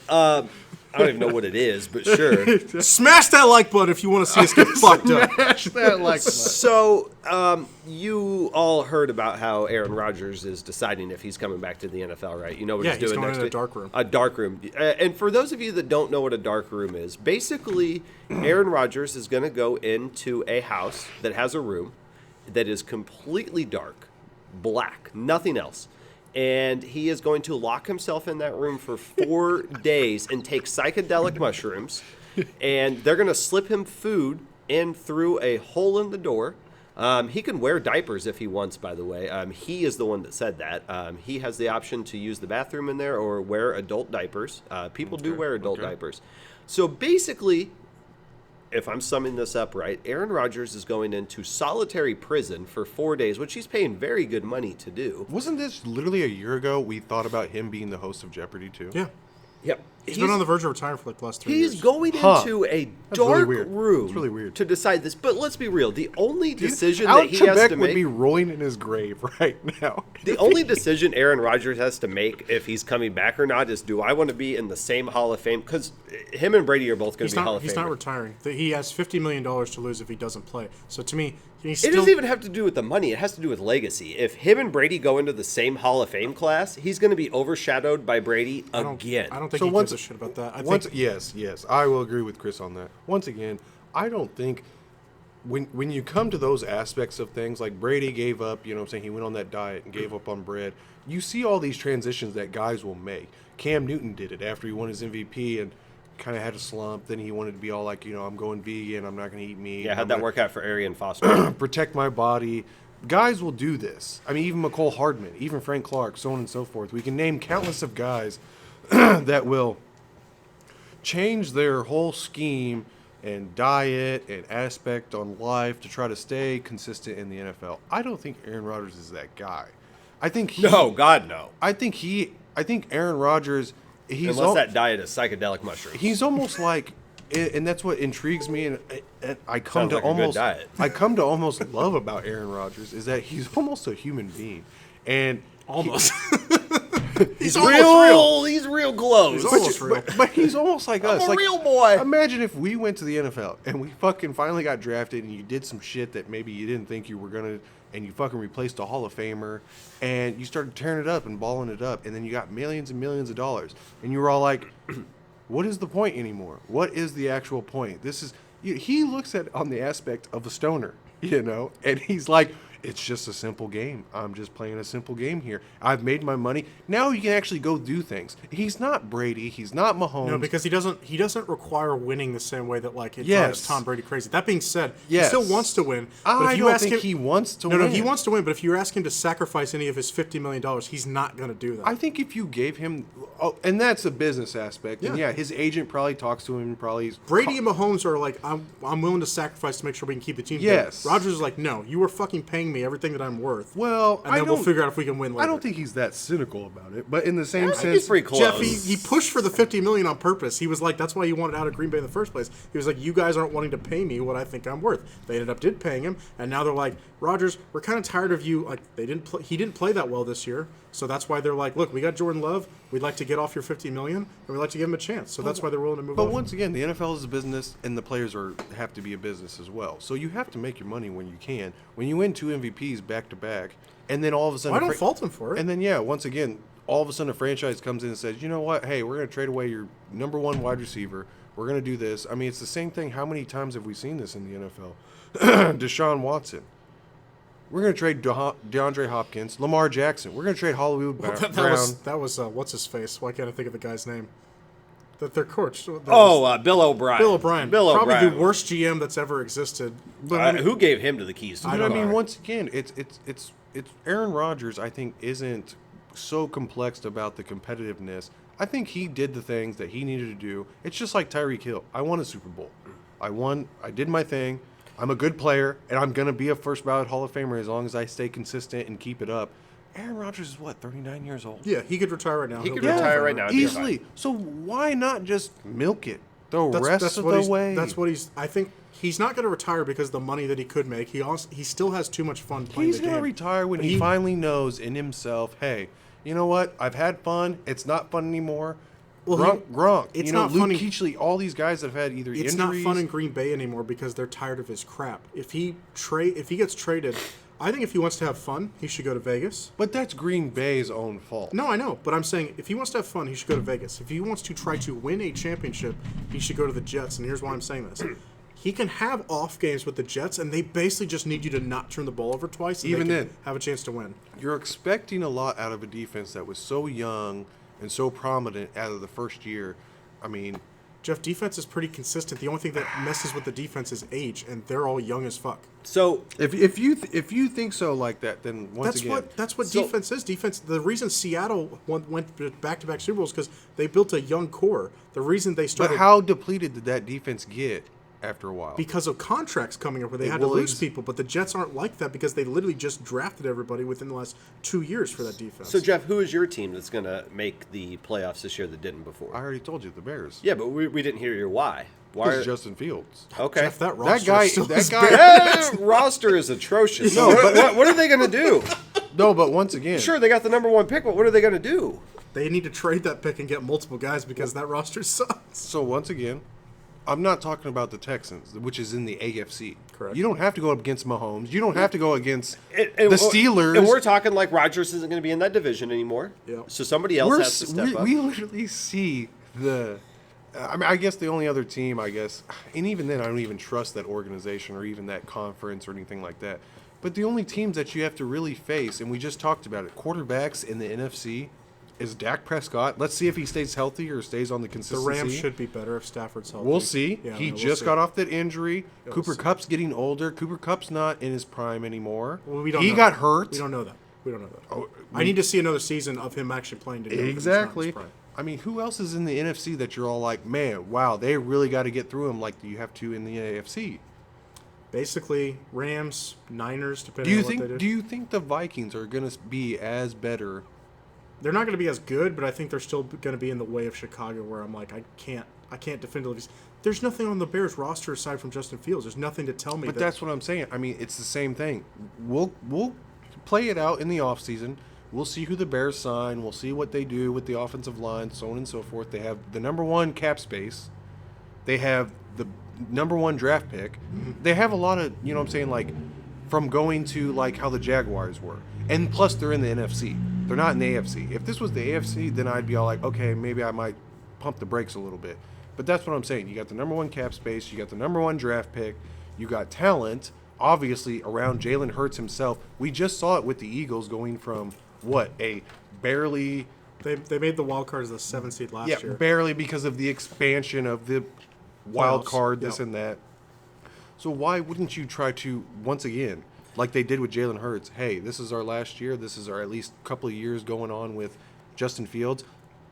So No, they- let's double down. No, Are they they going to sh- make a big trade for a receiver then to I go don't- get him? Well, they got Chase Claypool, which I know he's not AJ Brown. I like No, like but Chase Claypool, stereotypically, but and he's a this number is- two. He's a number This two. is what wide I don't receiver. like. And going back to the Indianapolis Colts and certain organizations, and I told you guys this, it's only a fluke to get a Matthew Stafford and then signing an Odell Beckham and then all of a sudden making it to the playoffs. Yeah, that doesn't happen. You can't do the fuck them picks thing forever. Even this year with the Chiefs and Mahomes, signing all these guys and getting rid, besides Travis Kelce, and getting rid of all your number one wide receiver and getting all these Marquez and Juju, this doesn't happen realistically in the NFL. The fuck them picks only works when you have the core of the roster already built. You have the coach already set. That only works when you have the foundation already there. I don't even think that always works all the No, time. it doesn't. It either. doesn't. But it only can work when you already have that. If you Potentially, just have a because- quarterback and nothing else, you can't say F them picks. Because but stereotypically, what is it? I could have swore you told me this, Caleb, a long time ago. Stereotypically, for an offense and a coordinator and a head coach and a quarterback and the system and the scheme, takes roughly for everything to be pieced together 2 to 3 years. Yeah, that's Yeah. correct. Yeah. And so the whole Stafford thing, the whole, what is it, the Eagles this year, these are flukes that happen in the NFL. The Eagles These are- don't always happen. A new head coach. But can I say something? The Eagles are only where they're at for two reasons. Jalen Hurts' work in the offseason to turn himself into a really good passer, because last year he was not this dude. He was a running quarterback that could run the offense, but he was not this dude passing. Stats-wise, he was almost this dude. He worked on his passing game where now his throwing motion is different than what it was last year, where now it's like consistent, and he doesn't get, like, if two rushers come in his face, Jalen Hurts has now shifted his throwing They motion. do what? Two rushers. What? Do what? Come in his face. Is that what I said? Yeah. Okay, if they're coming at him, I don't whatever. want that. I don't want that. I'm out. If they're coming at him, whatever. I would work on that too Pressuring- in the offseason. If they're If I had pressuring two him- guys coming in my face, I would work on trying not for that to happen. Jalen Hurts says his throwing motion is different. So that's one reason. And then the second reason is the roster that they built around him. The Eagles would not be where they're at without the overall roster and Jalen Hurts becoming a better player with his own work in the offseason. To me, it just doesn't. Like I said, it just doesn't seem very that like it doesn't seem that crazy to think that Justin Fields, after his years and what happened to Jalen Hurts and what Justin Fields is, because right now, borderline, the number one rushing quarterback, and I can tell you because I can look up fantasy stats for you because I picked him up in the free agency. The number one running quarterback is Justin Fields. Yeah, without a doubt. So if he gets even a borderline, a Hollywood Brown, a DeAndre Hopkins, Brown's not going to cut it, bro. even remotely somebody he can throw it downfield to. We talked about the DeAndre Hopkins would be a good one, and I think that's actually Chris Claypool. I mean, even got Claypool. even the tight end that he has right now, Cole Kmet. he's the only one that he throws to because he knows. Well, I think Hopkins is actually a legit option too, because they've already said that they want to trade him this offseason. Yeah, because the Arizona needs to rebuild. Like, No. they need to take this because and it, Kyler and Murray's it not sucks gonna, because man, when that team was on its roll, and were before damn good. before Kyler Murray got hurt, man, that team was, and it was the same thing we talked about. Was it Carson Wentz and all these other guys too? Man, Kyler Murray was MVP. He was MVP that year, and then all of a sudden he gets hurt, and next thing you know, all of a sudden it just the ship sank, and that's what sucks about. And if not, like, is the whole difference between these organizations. And it's lucky for the Eagles this year because if it wasn't for, you know what I'm saying, Hurts and that system and that scheme and the players and everything like that, I mean, I don't even think we're talking about the Eagles right now if Jalen Hurts gets hurt in week, 10, 11? No, because they probably Instead don't of keep the winning. end of the season. Yeah. And that's what's just, like I said, I mean, all these guys just need that luckiness. Yeah. They well, need that. to win a championship and to be successful, you have to be lucky to some point, right? Exactly. So, 2 points that I'll make real quick. One, we have to better think out this podcast to where we don't drink as much beer because we are taking too many piss breaks. Two, Cody and Gold do it all the time. Yeah, but Nick's they- always eating. All right, shout out to 610. yeah, but they also They also have sponsors so that they get bathroom breaks. We don't have sponsors yet. Well, most people that do podcasts, at least sports podcasts, aren't drinking while they're doing it. I was about to say, God damn. So you guys are overthinking this team that's going to make the playoffs next year. So and I'll tell you both why you're Don't overthinking. say Houston. No, no. So you guys have picked divisions that are going to be tough to win in. I So need like a pea cup. How about that? How about we do that? We just got We got your- bottles. your big, no, not bottles, because I'm not trying to recreate Dumb and Dumber. Yeah. Pull over. No, it's a And Carnegie, but thanks for noticing. I need like a gallon. All right. so I need like a 5-gallon jug. all right, I'll get a bathroom in the barn. All right. So all right, Chris, your team was the Jets. I'll tell you why I don't think the Jets are primed for that. One, You want me to tell you why? Because they're a bum organization. I mean, I'll even go a little bit deeper than that. One, you've got the Bills there. The Bills are a well-run organization. They've been running that division for a couple of years now. They're going to keep winning. They're going to keep finding ways to win. You've got Miami. Miami's going to find ways to win. They're going to win some games. So you're in a tough division, You got old Bill. and you still got old Bill. And then and then Jeff's pick is the Bears. So obviously, Which I think is Aaron Rodgers is going to leave that division, so that's going to make that easier. It is crazy to think that Chris picked the Lions last year. I almost got close. I said they'd make a wild card. They But got once close. again, what were the Lions' record last year? Well, last year they were 9-8, but the year before they were like 3 Exactly. 3-13 and for 1. my pick to be erroneous. But actually, the Crazy. the Lions come into the reason why I don't think that the Bears are going to make that big of a jump, because you're still going to have the Vikings. The Vikings, as long as they have that infrastructure of Kirk Cousins and Justin Jefferson. Yeah, I don't think they're not going to be what they were this year, but they're not going to be like 4 and No, they Whatever. may be a 10-8 or a Something 10-7. like that, Yeah, something Yeah. like that. They're going to win some games. The Yeah. Lions are going to win some games. That's going to take away wins from the Bears. yeah. And the Packers, we don't know who their quarterback's No. going to be yet. But if Rodgers comes back, I don't see them just being complete dog crap. No, so that's going to make it tough for the Bears. So that's why I don't think those two teams do. So look at the division that's going to be the easiest to win, NFC South. NFC South. The Buccaneers are going to start over. Well, the question is, who's Tampa's quarterback going to be? And I don't even think it's a matter of that. They're going to start over. They don't have to necessarily start over if they have a quarterback that can win now. So Because the NFC's weak. let's operate under the assumption that they get an average to new quarterback and they kind of start Derek over. Carr. Well, so Derek Carr plays into my thought here. Okay. The only team Jameis. They bring Jameis back. maybe. So the only team that has expressed interest to this point with Derek Carr is the New Orleans Saints. The New Orleans Saints get Derek Carr, they win the NFC South. As of right now, yes. Because the Falcons, I have no idea what they're doing. The Panthers maybe, but the Panthers are a complete rebuild. They're going for a brand. They also want Derek Carr, though. But But I they think have a they're gonna chance- draft a They have a quarterback. chance to draft a quarterback, yeah. So I think they're going to draft a quarterback. So in that aspect, the Saints. Wait, who do you say his team was? So if You the pick the Saints, Saints. I picked the Saints. So if the Saints go out and It's the same get pick. It's the same a veteran quarterback like a Derek Carr, which again, like Jeff, you just missed this. The only team to express interest in Derek Carr to this point, Formally. formal interest, is the Saints. So if the Saints go and get Derek Carr, that's a playoff team. I'm not saying they're world beaters. I'm not saying they're going to do anything in the playoffs. I think they'll be similar to what Tampa Bay was this year, where like they win the division, but they're like finishing 4th in the standings, where like they're not. Yeah, they'll be Yeah. the 4 seed. Yeah. But I think the Saints are it. You still got Kamara, who, running backs have a very short shelf life, but Michael Thomas, Chris Olave is a good pair of receivers. yeah, I think the defense has got some If pieces. Thomas can stay healthy. They got Dirty Dan down there. They do so- have Dirty Dan. Tyrann Matthew. Yeah, they do have that. Yeah, so I mean they've They got got some the scraps pieces. from the Chiefs. I think that's the team, and you could convince me, like, depending on who Carolina drafts, because Carolina did a lot with after they traded Christian McCaffrey, they almost won that division. So Sam Darnold's not the guy.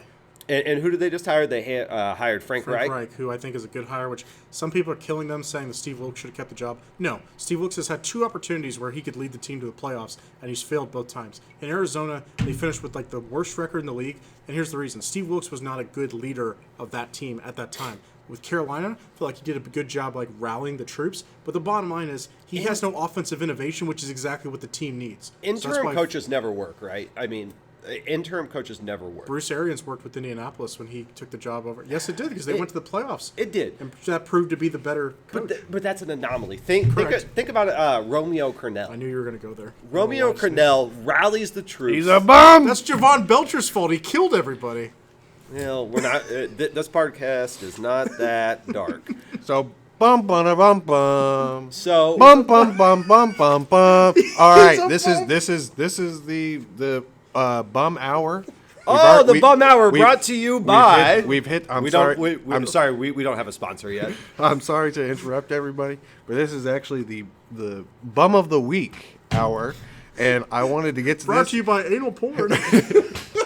Good lord. So, anyways, This is what Shots does, folks. this is actually what kept us from doing a podcast. So, anyways, This is Can't what figure happened. out why nobody wants to sponsor us. This is what happened to our last podcast. Start talking about bum of the week. this is why I have to always visit my parole officer, actually, every week. But, anyways, we wanted to get to this. I know this is one of the rare segments that we have, and we're going to start doing on our show. But on a consistent basis, we wanted to at least a week, 2 weeks, so on and so forth. We wanted to give our takes on who is the straight up most bum of the week, whether just blowing a game, having a terrible performance, saying the wrong thing, maybe even have off-field issues. We wanted to give our takes on who was going to be the bum of the week. And I think at foremost, Chris is going to start us off with his perspective at who's going to be the bum of the week. This is something that I think truly, once again, you blow the game, bad performance, you had the opportunity, straight, you're just a bum, okay? You should be living under a bridge. You should be, you know what I'm saying, holding a sign. You should be maybe begging for change at this point. I mean, so we're going to start off with our bum of the week. All right, Chris, who you got? So, I mean, we're going to keep this, the bum of the week, we're going to consider this always, I think, an NFL pick. Could be anything. Could be anything, I guess. Could be anything. But for me, I'm going to pick Stephon Diggs. And the reason I'm going with Stephon Diggs is because Interesting. this mofo, if you remember in the AFC Championship game 3 years ago, or 2 years ago, 2020 That's season. a shot.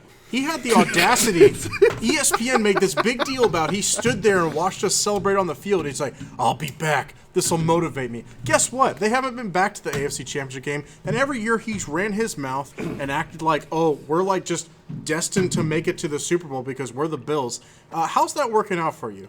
Because he's now seems like he's kind of fed up with Josh Allen. He just did an interview on the Rich Eisen show. He did not seem like he was backing Josh Allen. So I think he wants out. I think he wants a more stable position. I think he's tired of playing in northwestern New York where he's having to play in the cold.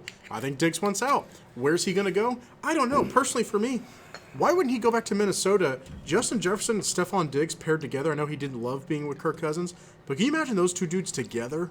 How ridiculous that What would about be. Chicago? Chicago has the draft capital to pull that off. That would play into Jeff's theory. If he could go with Justin Fields, that would be nasty. But I just think Stephon Diggs, that dude's ran his mouth for so long, thought it was going to be this easy transition where like we're just gonna take over the AFC and we're gonna stop the Chiefs and everything like that. We're the next team on the rise. And guess what? It doesn't work like that because yeah, you beat us in the regular season, but you've never made it farther than us since you've been in Buffalo. So shut your mouth. You're a bum. Know your role. You know what? We're You catching up jabroni. time. We're catching up time right now because this is Chris's what, third, fourth shot that we told that he needed a shot. So I could go another 4 more. All right, I'm going next because I have been here waiting. we go. I have been waiting for this since Steve Jobs did not die for this. I've been waiting for the bum of the week segment because I have the perfect bum of the week, and Chris is going to argue this. Kyrie Irving is my bum of the week. Kyrie Irving, everywhere he goes, he can't make it work. I don't know. Cleveland won a championship with Kyrie Irving. But what did he want to do right after that? There, he was drafted there.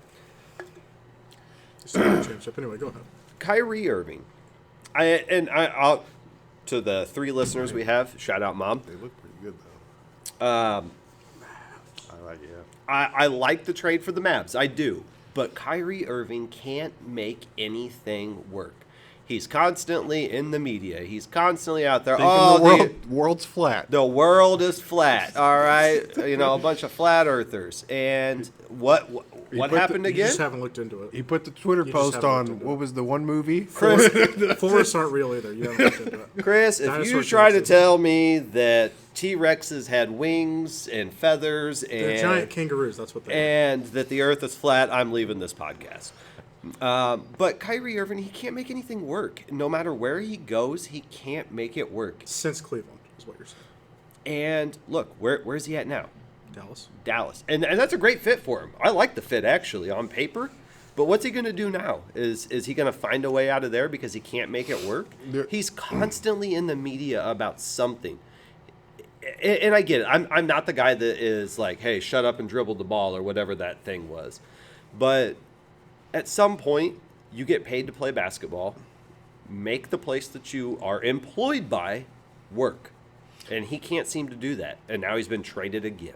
So not to go too much on the NBA, but that's what makes the NFL almost like kind of fun because, of course, like there's the trash talk, there's the competitiveness, and it's just a hard-fought game. And It's player more, empowerment's not as big of a thing. well, not even just that. It's just the fact that it's a physical sport.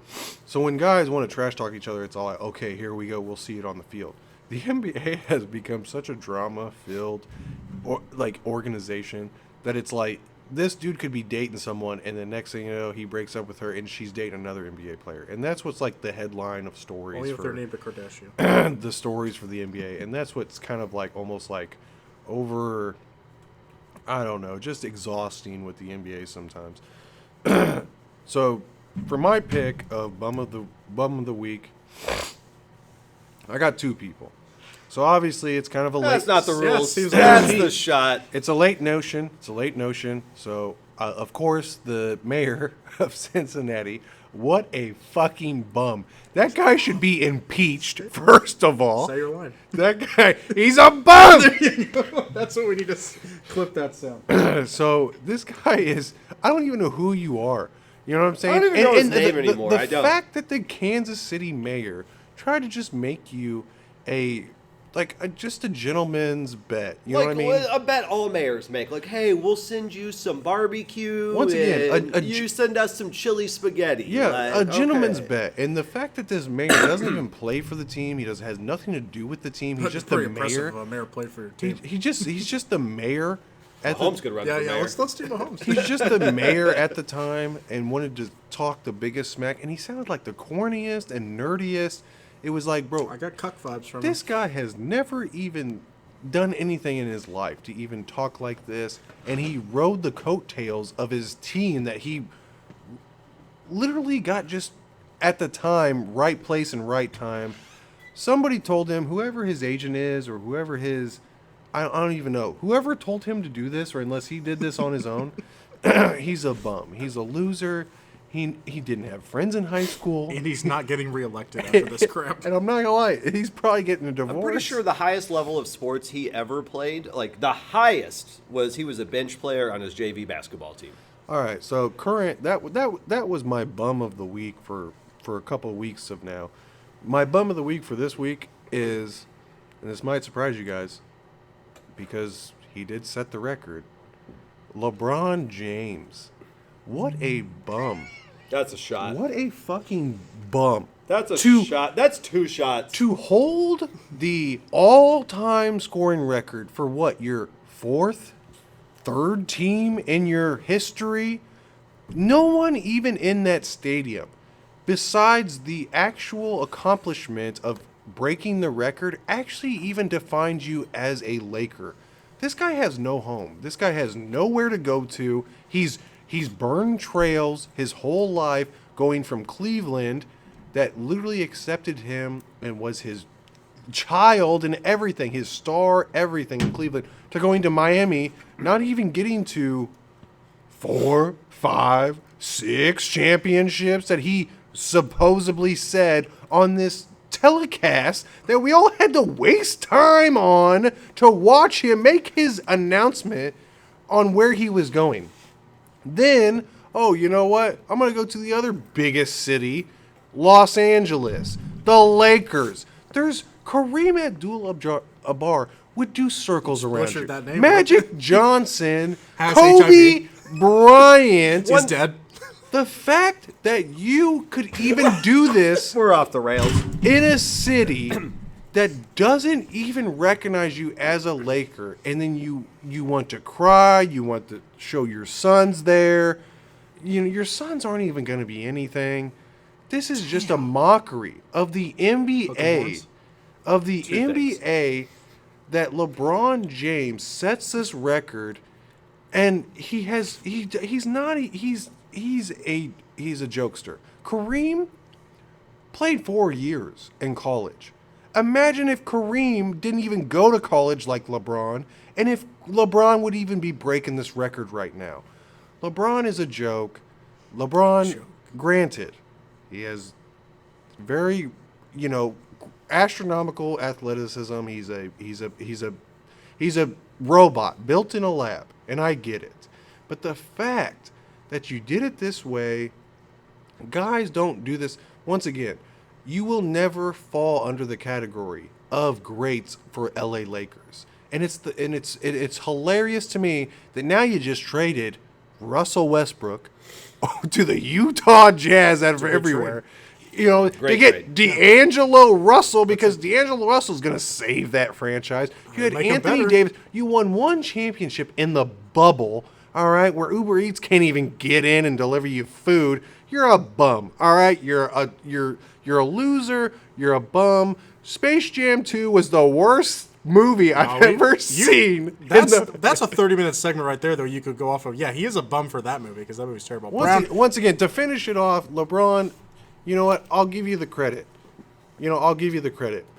But you'll never be the greats that you always looked up to, all right? Because you did it. he jumped teams too much? You did it the most. I guess how do they call it? The most I guess like sellout way that you could possibly. Once again, the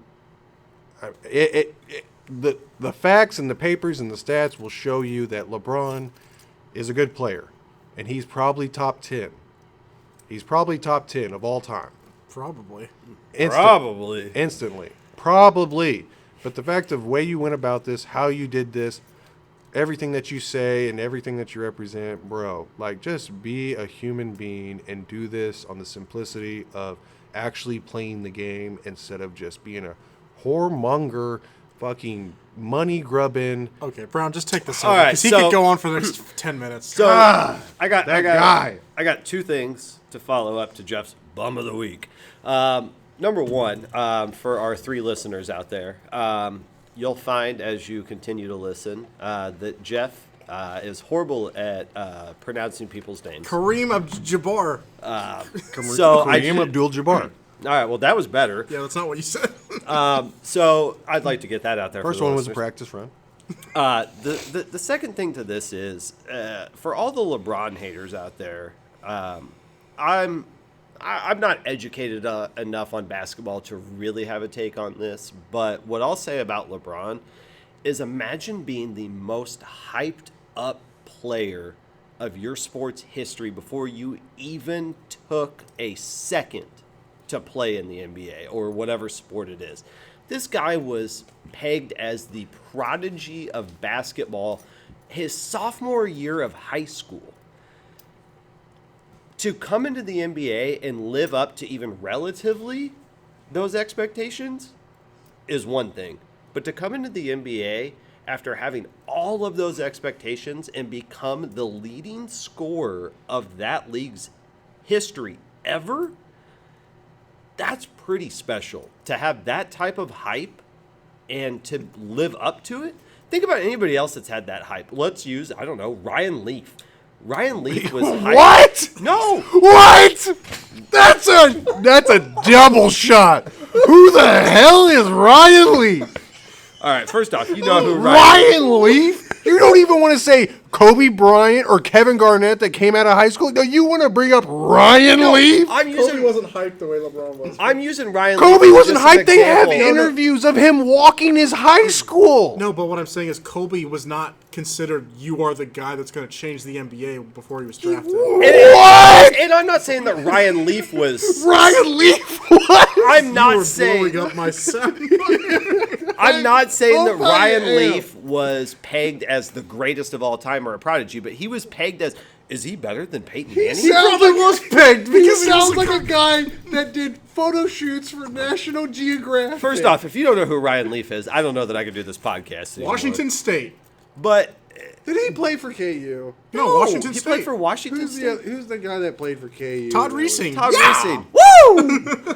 All right, but anyways, Even Matt Bonner Matt for Bonner. the Spurs. That guy changed the game at least. No. He won championships. I'm not saying that. Oh, my- I maybe that was a bad analogy of trying to use Ryan Leaf. You think? But Ryan Leaf was somebody Go who get was. some liquor. or But something. Ryan Leaf was supposed to be somebody who. There's no way. You can okay, so Who was supposed to be better than Kawhi Peyton Leonard, Manning. That was a conversation. Not even Kawhi Leonard, Kwame Brown. If you're talking about number one draft picks, Ryan Leaf was not.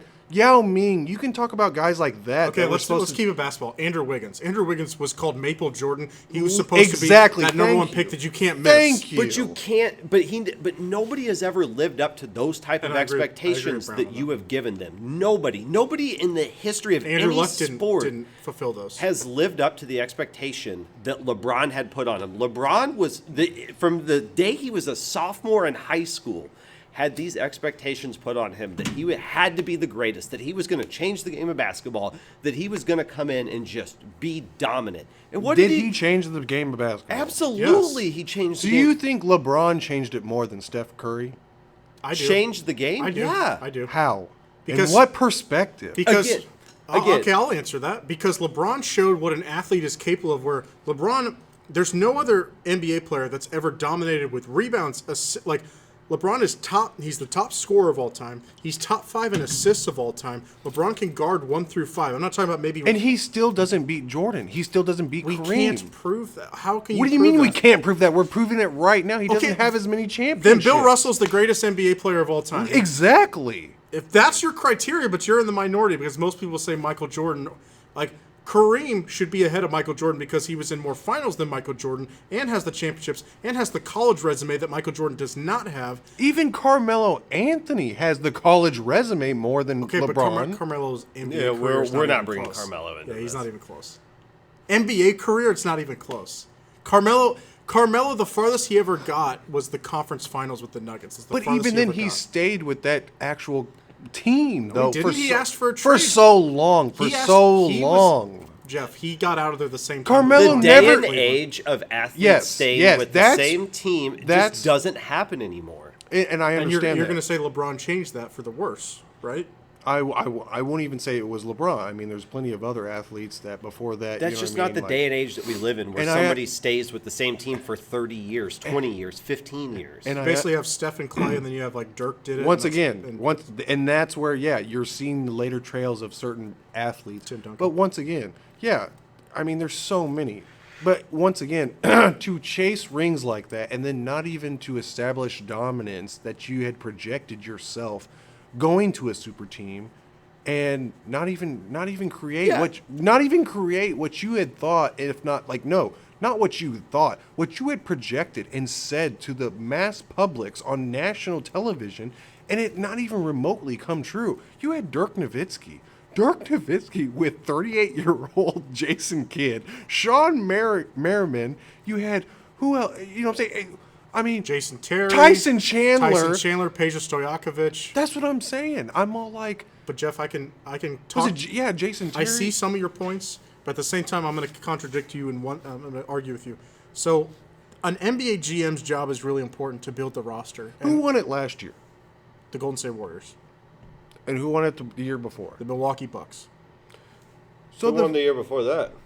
The Los Angeles Lakers. In the bubble. In the bubble. I don't see why in that's, the bubble. I don't see why that's relevant because it. No, that's just Jeff, that it's is actually just harder- like the shortened season of baseball. No, it's not because it's actually. Yes, it is. Just Jeff, you don't have Yeah, a home still crowd. have to win. You don't have a home crowd, so therefore they're like the Lakers had to play in the same scenario that everyone else did. There's no home crowds. There's no home court advantages.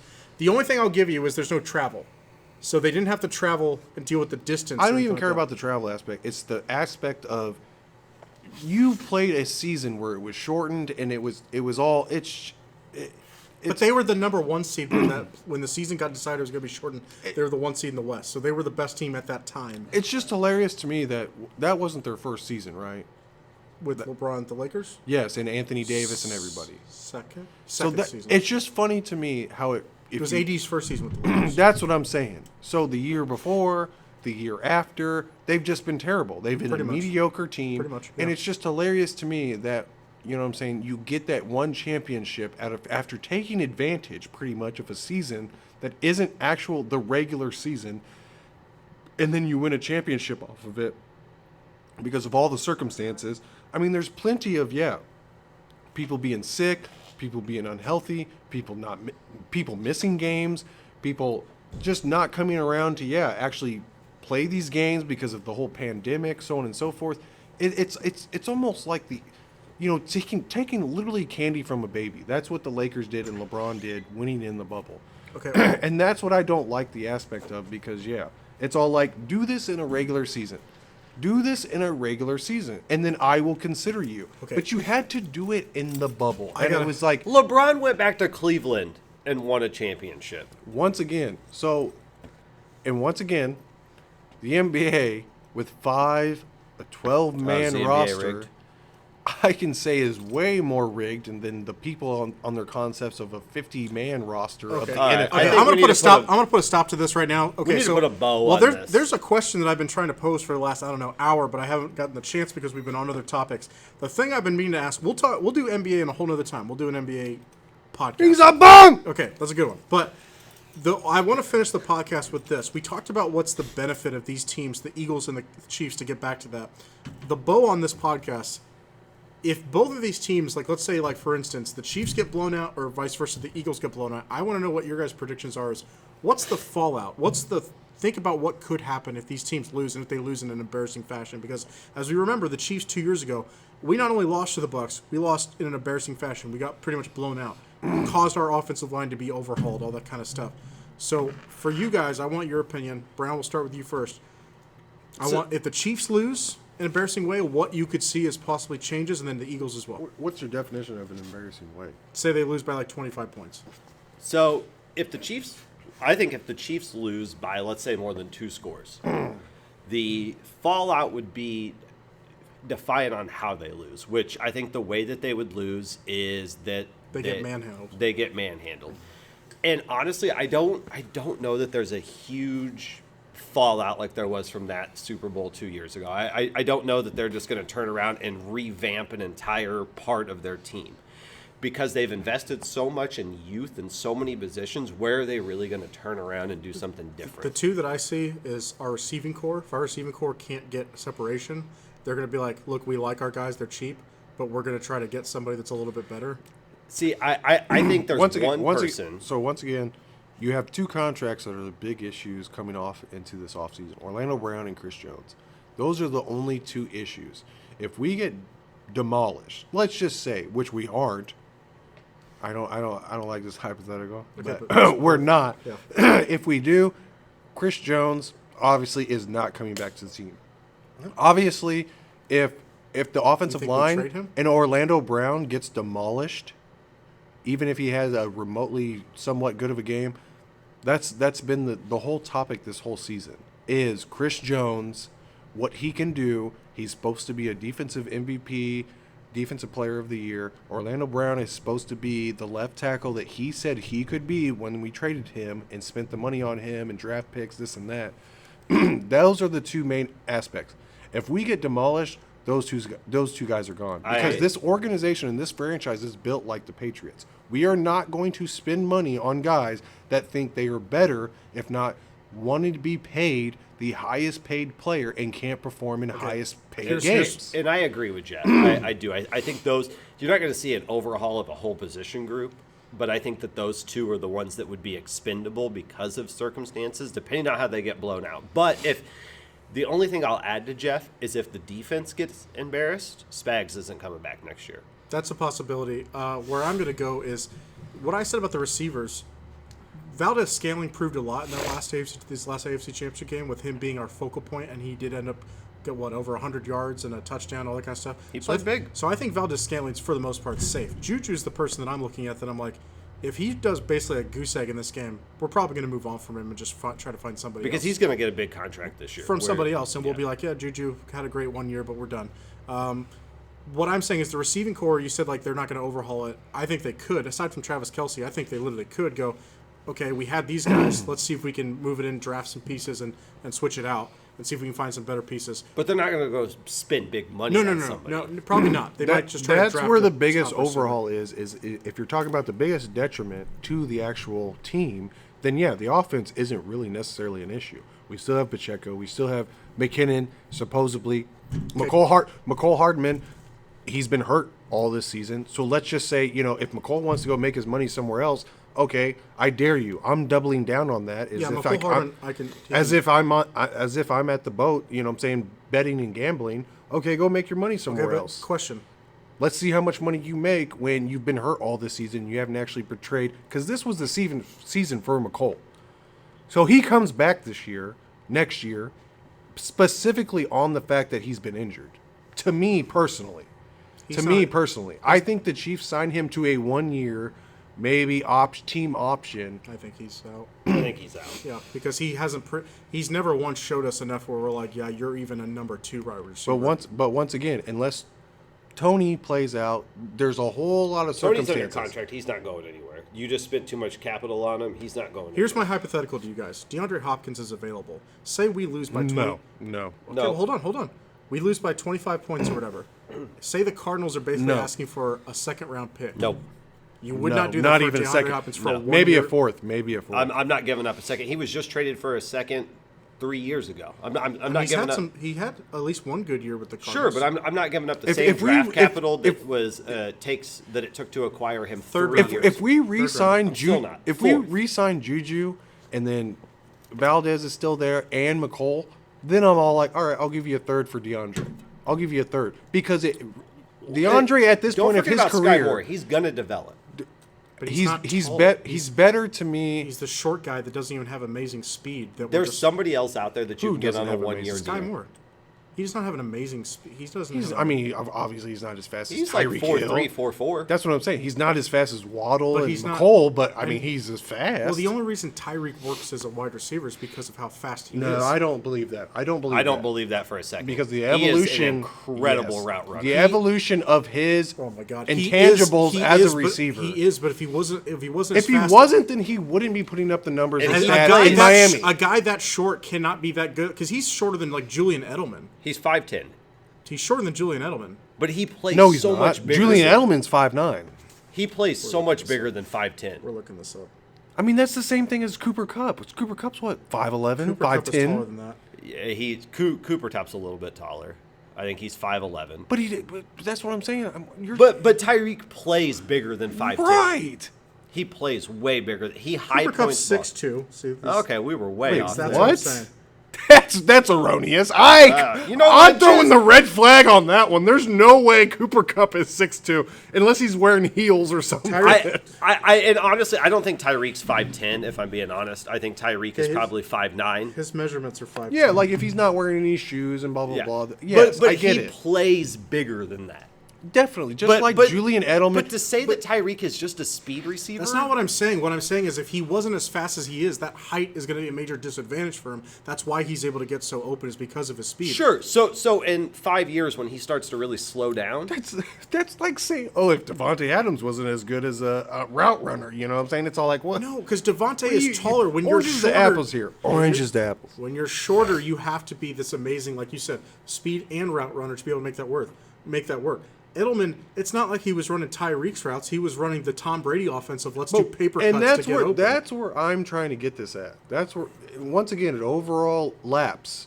You know what I'm saying? Fucking Avengers Endgame. You know what I'm saying? It all Doctor Strange multiverse. It all comes full circle because Brady won. We just talked about it. Brady won Super Bowls with Deion Branch that was 6 foot. He didn't win Super Bowls with. But you he know had what an I'm saying? amazing defense behind him. He did. All right. He- So let's just put a bow on this. Yeah. Well, we didn't talk about the Eagles. We talked about the Chiefs of what they could change. One up. more- I, yeah, one I think, more I think the round. second. I think the secondary could be changed up if we realize our secondary gets pieced up. Personally, we might me. try to get. I'll start it off. Personally, me. The Eagles are like, personally, yeah, Cincinnati. I mean, Hurts gets healthy again. You still have AJ Brown. You still have Devontae Adams. They're going to run it back. Yeah. Yeah. Well, I wouldn't say run it back to the Super Bowl, but in the same sense, No, but they're not going to. the only thing that worries me, depending on the outcome, and I think it doesn't really matter either way, is Kelsey's retiring.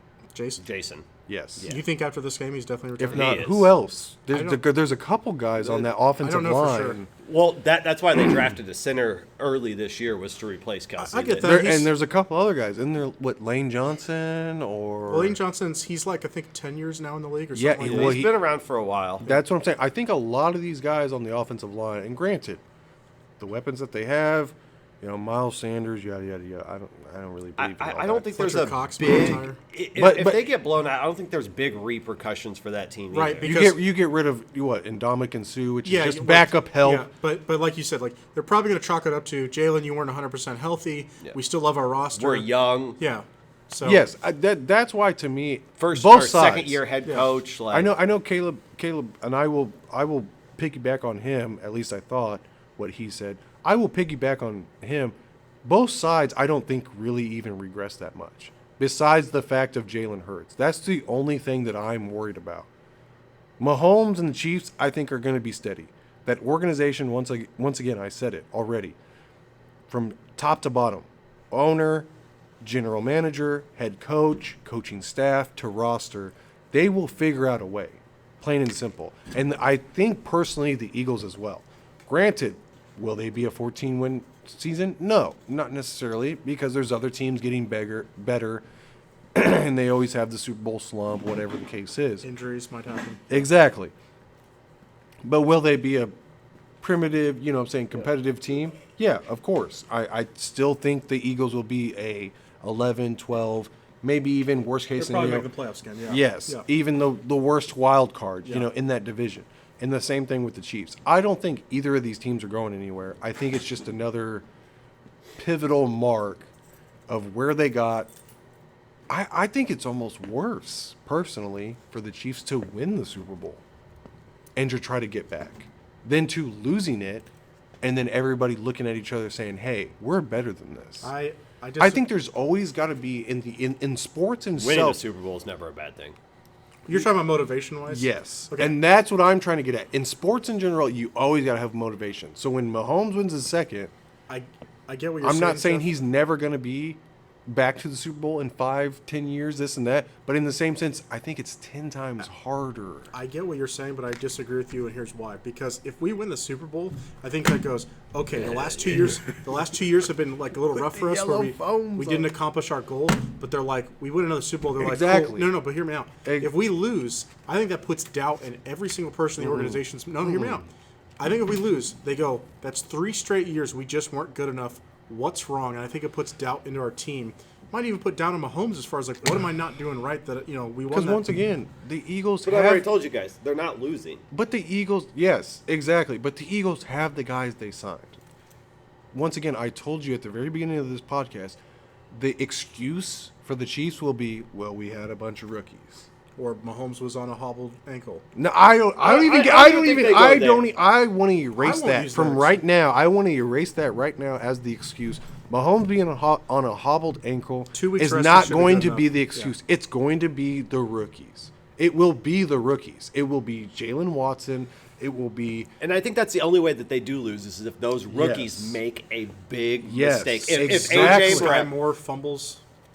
Sky Moore is not going to be back there. AJ Brown returning has punts. been more than I think. You got Tony back. He's going to be back there returning punts. Watson will be back. He'll be back there returning punts. And I hate to be like this, and I hate to and you guys let me know what the comparison is. But I think A.J. Brown as a complete wide receiver is more definitive and more hard as a coverage than Jamar Chase. No.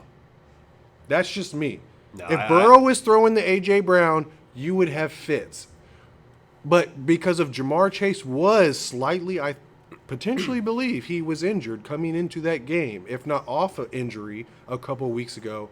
I believe because of the height, A.J. Brown, reminds me. What's going on over there? I agree with you. Reminds me of Terrell Owens. And I'm not saying this is the Eagles same uniform. Super Bowl that the Eagles had against the Patriots. But once again, He's a AJ more Brown, physical receiver. Yes. And AJ Brown, Jamar Chase is very physical. But he's not as good of a run blocker. That's one thing but people once don't again, talk about. AJ Brown is what, 6'3", He's a 6'4"? big dude. He's bigger than Jamar. Way bigger. Jamar is what, 5'11", But 6 foot? Jamar's When a you have better receiver.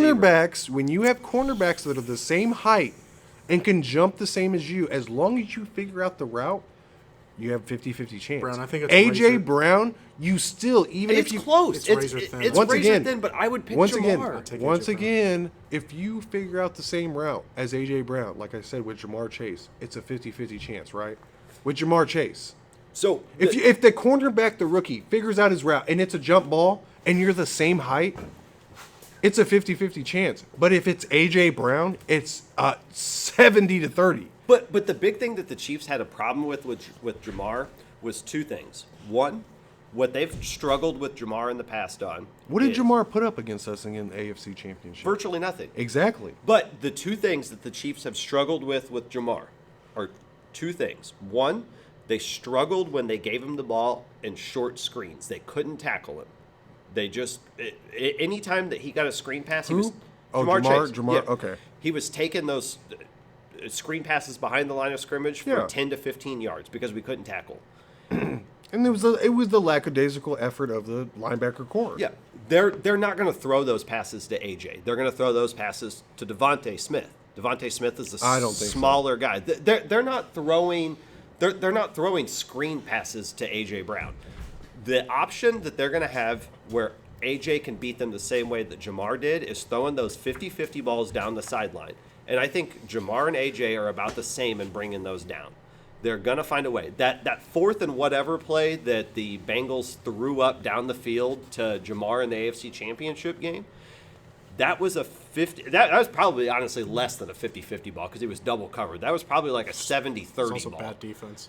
But that's the way that AJ can beat them. And I don't think that AJ's going to have those opportunities because, one, I don't think Hurts can throw the ball down the field That's like that. He can't throw like Burrow. and that's where I give you credit. But personally, I don't think Hurts is fully healthy. I would rather take any given Sunday a messed up ankle, any quarterback. You're talking about David Mills versus Over a messed up shoulder. Absolutely. yes, Yeah. versus Especially if you're throwing Justin Fields. I would take Justin Fields' I would take David Mills' hurt ankle over Justin Fields' hurt ankle. I'm taking the ankle over the shoulder because that's why I think the Chiefs win the game. But I'm saying, like Chris said, if they're 100%, Hurts is throwing that motherfucking ball to AJ and Dallas But because Goddard. he's hurt, they're not going to do that. Or they're not going to. No, they're going to that's try where, it. and that's where you win this. But Hurts isn't yes, as that's where you win. Hurts isn't as precise down the field as Burrow is. Burrow could put the ball in a pocket. Switch him. What did you just say? You said Hurts is as accurate as No, he's No, not. He's Oh, not. okay. I was about to So, say. so like, hypothetically, because we need to wrap this up, but hypothetically, switch teams.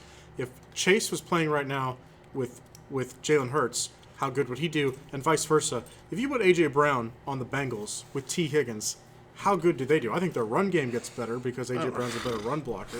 I don't like this. I think that I don't think the Bengals offense changes a ton. I don't.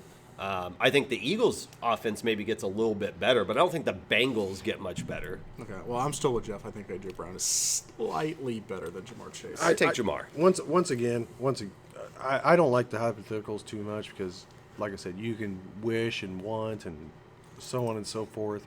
I mean, it's if Jalen, you know what I'm saying, if the Bears take Patrick Mahomes, is Patrick Mahomes still, Patrick Mahomes isn't Patrick Mahomes if he goes to the Bears. exact, He's damn good. granted, you say that now, but who knows? Yeah. Who actually really knows this and that? Okay, so to wrap this up, we're all taking the Chiefs to win the Super Bowl. We're probably going to come at you guys with an MMA podcast here shortly. Probably will not be as long as this one. We had a lot to say on this one. So hope you guys come back to the Take a Shot podcast, all three of our listeners. So anyway, I'm Chris. Thanks, Mom. Hey! Thanks for And listening, that's y'all. Jeffrey, and that's Brown, and have a good one.